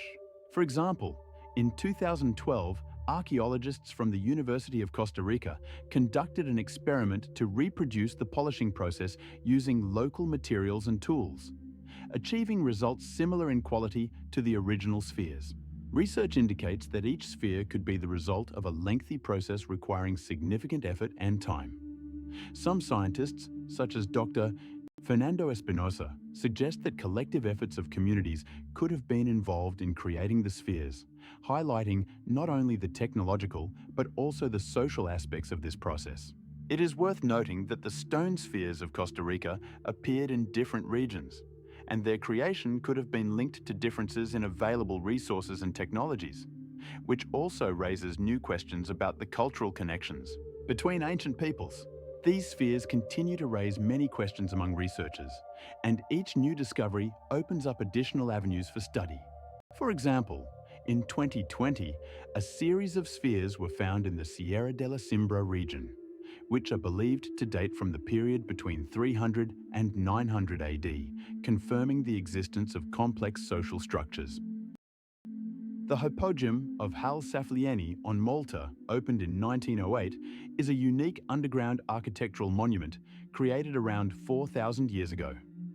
This complex, located in the area of Paola, consists of 3 levels carved into soft limestone. The Hypogeum served as both a sanctuary and a burial site, as evidenced by the discovery of human remains and artifacts, including ceramic items and ornaments. Archaeologists such as Dr. Tony Casa, who conducted research in this area, assert that the Hypogeum was one of the most important cult centers of its time. Inside the complex, chambers with exquisite carvings, animal images, and symbolic patterns have been found, indicating the high level of craftsmanship of the ancient builders. One of the most impressive features of the Hypogeum is its acoustic properties, which allow sounds spoken in one part of the complex to be heard in another, as if the entire complex resonates. Some researchers suggest that this could have been used during rituals and ceremonies. The Hypogeum is also known for its so-called sarcophagi, which are stone tombs, one of which contained the remains of around 70 people, indicating mass burials. The uniqueness of the Hypogeum of Hal Saflieni lies not only in its architectural features, but also in the fact that it was built long before the construction of well-known megalithic monuments such as Hagar Kim. Research shows that the construction of the complex could have taken several decades and required significant efforts and resources. Furthermore, the Hypogeum was abandoned around 1,000 years ago, and its existence remained unknown until the beginning of the 20th century, when it was accidentally discovered during construction work. Many artifacts found in the Hypogeum are now housed in the Archaeological Museum in Valletta, where they continue to attract the attention of researchers and tourists. The internal walls of the complex are adorned with red and black drawings, which, according to scientists, may be related to the ritual practices of the ancient inhabitants of Malta. This monument not only attracts the attention of historians and archaeologists, but is also an important part of Europe's cultural heritage, as it provides insights into the life and beliefs of the people who inhabited Malta in prehistory. The age of the Hypogeum and its complex structure place it in the same category as other outstanding archaeological discoveries, such as Stonehenge and the Pyramids of Giza. But it also presents a unique topic for discussion on the influence of geography on the development of civilizations. The complex ventilation and drainage systems discovered in the Hypogeum indicate the high engineering skills of its creators, challenging the notion of the technological level of ancient societies in this region. It is important to note that the Hypogeum serves as an example of how ancient cultures used natural resources to create durable structures that continue to inspire awe and research interest to this day. Today, the Hypogeum is a UNESCO World Heritage Site, and its preservation and restoration are a subject of much debate among scientists and local authorities, who are striving to preserve this invaluable monument for future generations. The Hypogeum of Hal Saflieni was discovered at the beginning of the 20th century, and its history is linked to numerous intriguing events. In 1901, during the construction of a new residential district, workers accidentally stumbled upon an entrance to an underground structure. This occurred in the village of Pietà on Malta, while they were digging for soil to build the foundation. Upon discovering the entrance, they immediately reported it to local authorities. As a result, archaeologists and historians began investigating this mysterious place. In 1933, the Maltese archaeologist Giuseppe Darigo, with the approval of the British government, led the first systematic expedition to study the Hypogeum. He and his team used simple tools, such as pickaxes and shovels, to extract artifacts and explore the structure. Their work yielded remarkable results. They discovered 3 levels of sanctuaries carved into soft limestone. These levels were connected by narrow passages and stairs, indicating that ancient builders employed complex planning methods.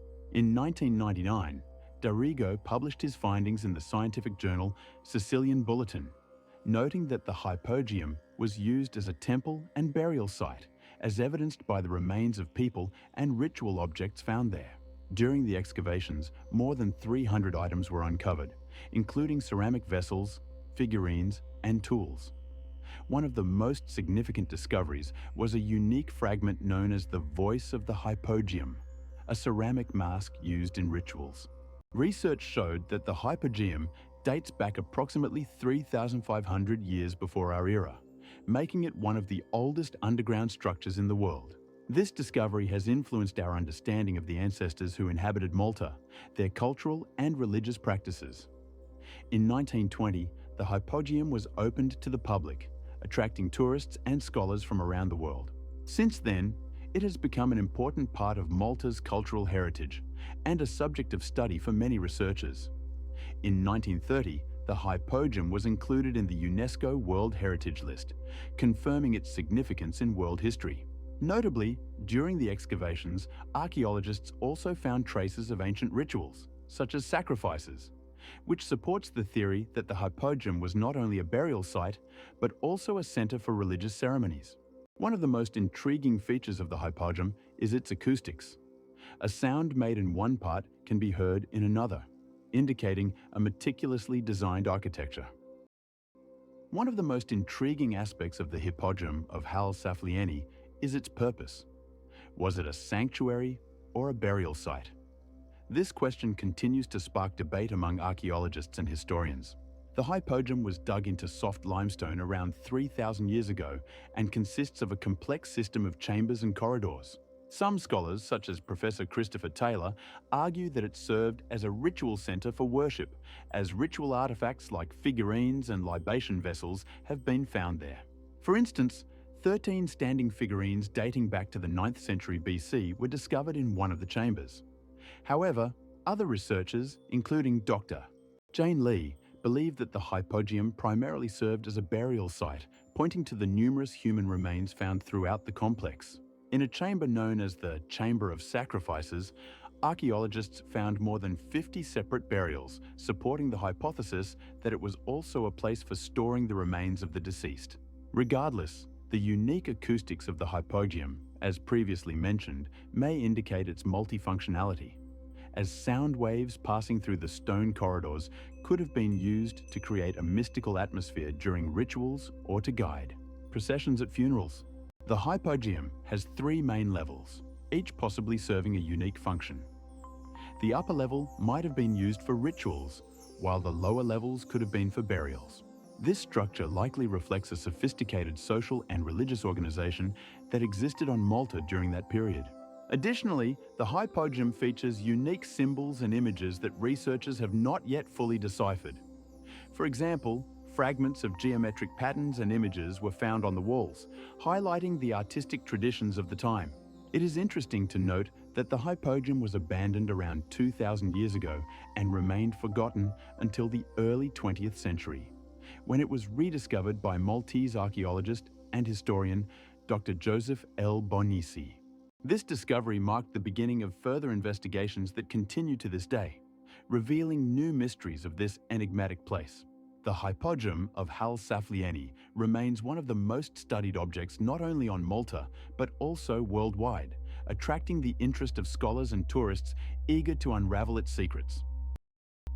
The methods of constructing the Hypogeum of Hal Saflieni remain a subject of debate among historians and archaeologists, as the object was built between the 30th and 20th centuries BC.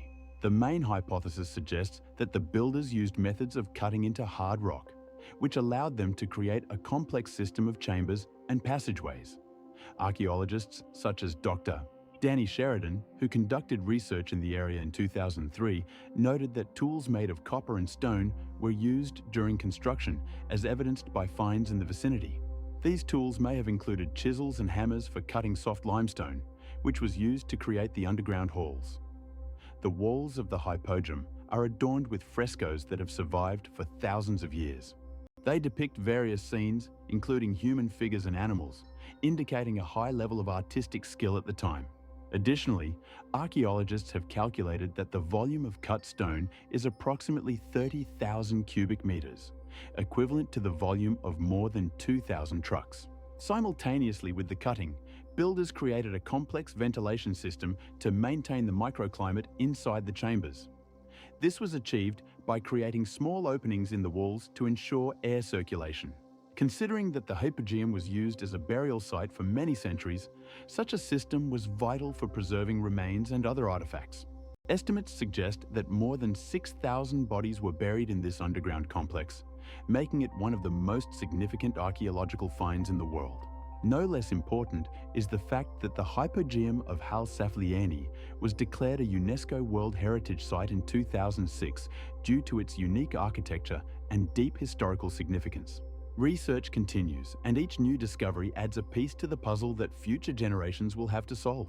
For example, in 2009, archaeologists discovered a series of additional chambers that suggest the hypogeum was not only used for burial, but also as a center for rituals. This discovery changed the understanding of the role of this object in the society of ancient Maltese people.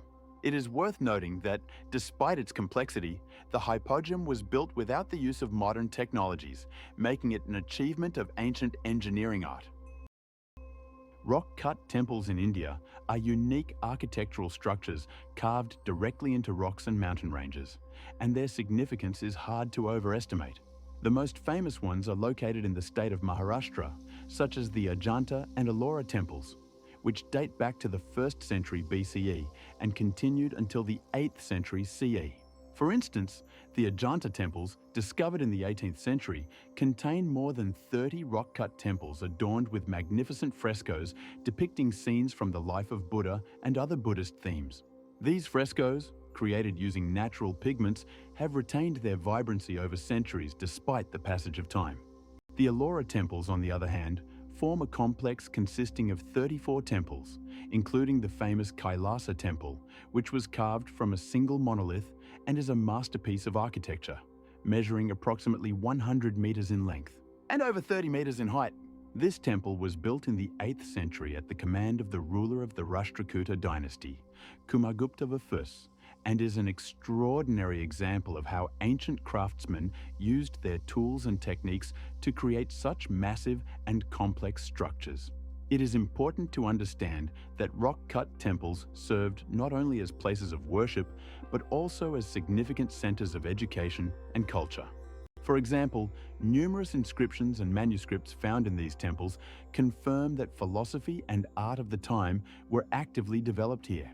Moreover, many researchers, such as archaeologist Shankara Das, point to the influence of these temples on architectural styles that subsequently developed in other regions of India. The temples at Ajanta and Ellora also serve as evidence of the complex interaction between various religious traditions, including Hinduism, Buddhism, and Jainism, which is clearly demonstrated by the different styles and symbols used in their decoration. For example, the Kailasa temple features both Hindu and Buddhist elements, indicating how these religions coexisted and influenced each other. Contemporary research also shows that rock-cut temples served as important trade routes, connecting different regions of India and facilitating cultural exchange. In particular, routes passing through these temples were used by merchants to transport goods such as spices and textiles. As a result, temples became not only places of religious worship, but also key points in the economic and social life of ancient India. Currently, the rock-cut temples of India are listed as UNESCO World Heritage Sites, underscoring their global significance and uniqueness. For example, in 2018, an international conference was held to discuss the preservation of these monuments, attended by experts from various countries who discussed technologies and methods used to protect these ancient structures from destructive factors such as erosion and pollution. Thus, the rock-cut temples of India not only represent outstanding achievements of ancient architectural art, but also serve as important historical and cultural centers that continued to influence the development of the region over centuries. In recent years, scholars have also begun to use modern technologies such as laser scanning to more thoroughly study and document these unique structures, enabling a deeper understanding of their historical and cultural significance. The construction of rock-cut temples in India has a long and rich history spanning several periods and dynasties. Initially, rock-cut temples began to be built in the 1st millennium BCE. Some of the earliest examples are the temples carved into the rock in the state of Maharashtra, such as the Ajanta temples, which date back to around the 2nd century BCE. These temples served not only as places of worship, but also as centers of Buddhist culture and education. During the reign of the Mauryan dynasty, which lasted from the 3rd to the 2nd century BCE, rock-cut temples gained popularity, and it was during this time that the famous caves of Kala and Bharawad were actively carved into the rock. In the 1st century CE, the Satavahana dynasty continued this tradition, adding elements of art and architecture that later influenced temples in other regions. In the 6th century CE, during the reign of the Chalukya dynasty, the famous Ellora temples were built, which represent a unique blend of Hindu, Buddhist, and Jain architecture. These temples were carved from a single monolithic rock, requiring immense labor and skill. For example, the Kailasa temple in Ellora, built under the direction of King Krishna I, is one of the largest rock-cut structures in the world and was completed in the 8th century. It stands at around 30 meters in height and has an extensive complex that covers more than 2 hectares. Concurrently, in southern India, in Kerala, the Pallava dynasty in the 7th century built rock-cut temples in Mamallapuram, which are distinguished by their exquisite carvings and architectural designs. These temples, such as the Shore temple built in the 6th century, showcase the skill of the stone carvers. In the 9th century, the Chola dynasty erected temples such as the Brihadisvara temple in Thanjavur, which, although not rock-cut, were inspired by the traditions of rock-cut architecture and demonstrated the development of the style. In the 10th century, the Pandya dynasty led to the creation of a series of magnificent rock-cut temples that preserved elements of previous styles and added their unique characteristics. These temples served as centers of religious life and remain important historical monuments that reflect the diversity and richness of Indian culture. A notable feature of these temples is that many of them have preserved their frescoes and sculptures, allowing researchers to study not only architectural but also artistic traditions in India. The frescoes in the Ajanta temples, for instance, depict the life of Buddha and Buddhist concepts, while the carvings in the Ellora temples illustrate scenes from Hindu mythology, such as battles between gods and demons. Research shows that these artistic traditions were linked to social and cultural changes in India, making them significant not only as architectural artifacts, but also as cultural artifacts. The construction of rock-cut temples in India raises many questions about the methods used by ancient architects. How exactly did they create such monumental structures by carving them directly out of rock? The use of chisels and hammers was a key aspect of this process. Archaeologists believe that the masters worked with stone using primitive but effective tools. For example, in the 5th century AD, numerous tools were found in the Elephanta caves near Mumbai, which researchers later determined were made of hard materials such as bronze and iron. These tools allowed for precise carving of details and shaping. It is interesting to note that some temples, such as the famous temple of Kailasa in Ellora, were carved out of a single rock, which is an incredible feat of engineering artistry. The masters used a technique called reverse carving, starting from the top of the rock and gradually moving downwards, creating complex structures. This required not only skill, but also meticulous planning, as errors could lead to the destruction of the entire structure. Inside the temples, intricate reliefs and statues were found, which testified to a high level of artistic execution. For example, statues of gods such as Shiva and Parvati were executed with remarkable detail, indicating a deep understanding of anatomy and composition. Research shows that the creation of such temples could take decades and sometimes even centuries. In some cases, such as the Temple of Dashavatar in Mamallapuram, the construction process stretched over 8 centuries, indicating the persistence and dedication of the masters. The use of hand tools also implied that the work was done manually, significantly increasing the duration of the projects. Archaeological research shows that for the transportation of large stone blocks, wooden rollers and block systems were used, which also required a high level of organizational work. All these factors highlight not only the technical skills, but also cultural aspects, as the construction of temples was often linked to religious rituals and communal efforts. An important aspect is also that many temples were built on sacred sites, which added to their significance. For example, the Temple of Kailasa is considered a symbol of Mount Meru, the central sacred mountain in Hinduism. The complexity and size of these temples make one wonder how many people were involved in their construction and what the structure of their society was like. Archaeological findings, such as the remains of living quarters and workshops near the temples, help to understand how the work was organized and how the masters and their families were supported. The rock-cut temples of India, such as the famous temples in Ajanta and Ellora, represent unique architectural achievements that continue to spark heated debates among historians and archaeologists regarding their purpose. These temples, carved from solid rock between the 1st century BCE and the 8th century CE, are often considered religious centers where rituals and worship took place. For instance, the Ajanta temples, renowned for their exquisite frescoes and statues, were dedicated to Buddha and featured depictions of his life and teachings. Scholars like Dr. Rupa Mahadev assert that these temples served not only as places of prayer, but also as cultural hubs where gatherings, lectures, and philosophical discussions were held. Other scholars, such as Professor Deepak Sharma, emphasize that the rock-cut temples also functioned as educational institutions where monks and devotees were taught. These hypotheses are supported by discoveries of ancient manuscripts and scrolls dating back to the 2nd century CE, which contain teachings of Buddhism and Jainism. Additionally, the temples in Ellora, built in a later period, exhibit a blend of various religious traditions, including Hinduism and Jainism, indicating their role as multifunctional cultural centers. Archaeological research conducted in 2012 revealed evidence of rituals such as sacrifices and purification ceremonies in the Ellora complexes, confirming their religious significance. Furthermore, many temples contain numerous statues of various deities, suggesting their use for ritualistic worship. For example, the Temple of Kailasa in Ellora, carved from a single rock, houses a massive statue of Shiva, underscoring its cultic importance.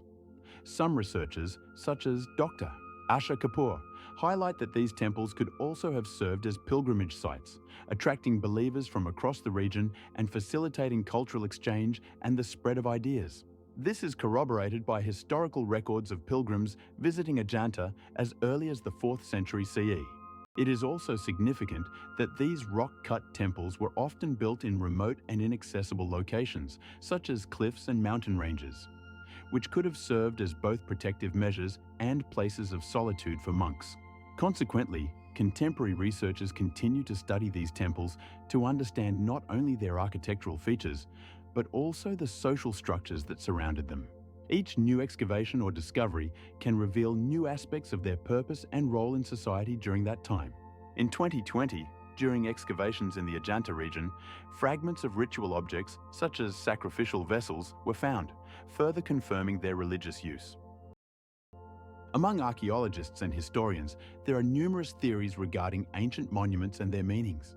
For instance, in the 13th century BCE, the Egyptians began constructing temples that served not only as religious centers, but also as symbols of political power. The Temple of Karnak, initiated by the pharaohs of the 17th dynasty, became one of the most extensive religious complexes, stretching over a length of more than 1 kilometer. Its architecture reflects changes in styles, from simple brick constructions to complex colonnades and obelisks, some of which exceeded 20 meters in height.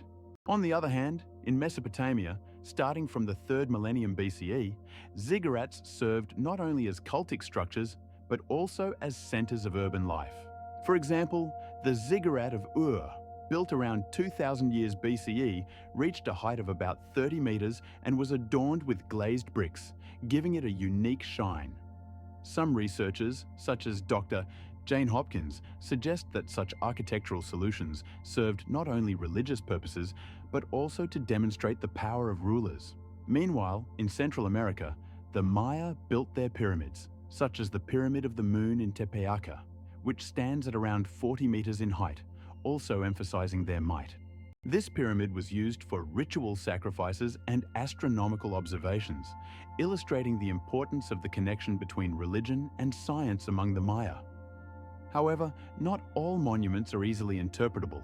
For example, the mysterious circles of Stonehenge, built around 3,000 years ago, continue to spark debate among scholars.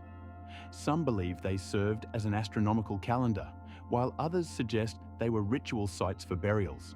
Furthermore, in recent years, new theories have emerged that many ancient monuments may have been used for communication with gods or ancestors, highlighting their significance in society. In the year 2020, a group of archaeologists led by Dr.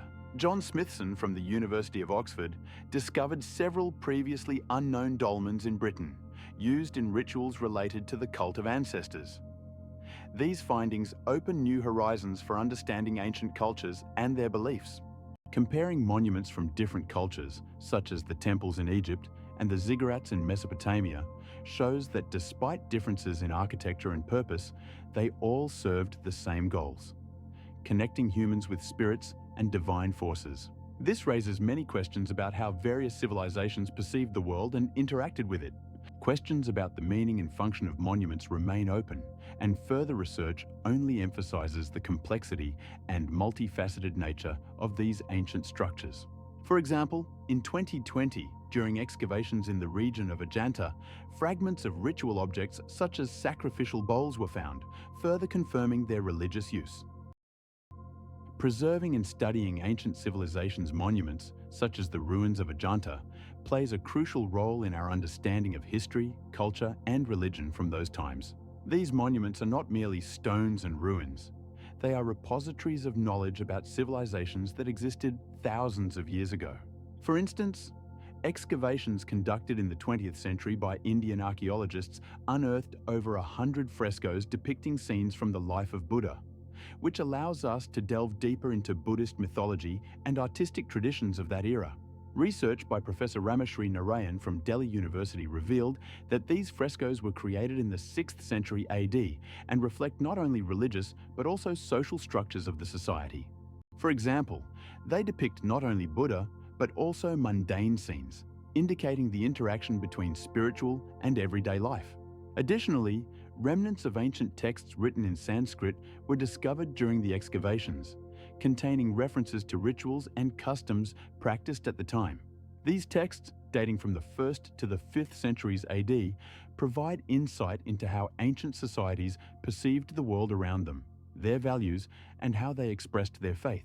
Furthermore, modern technologies such as radiocarbon dating and three-dimensional visualization enable archaeologists to more accurately study and restore these monuments, opening new horizons for understanding.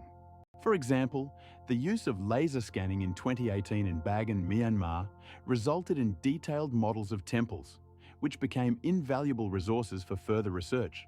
Preserving monuments like Ajanta not only protects heritage, but also serves as a platform for continuous dialogue between past and present.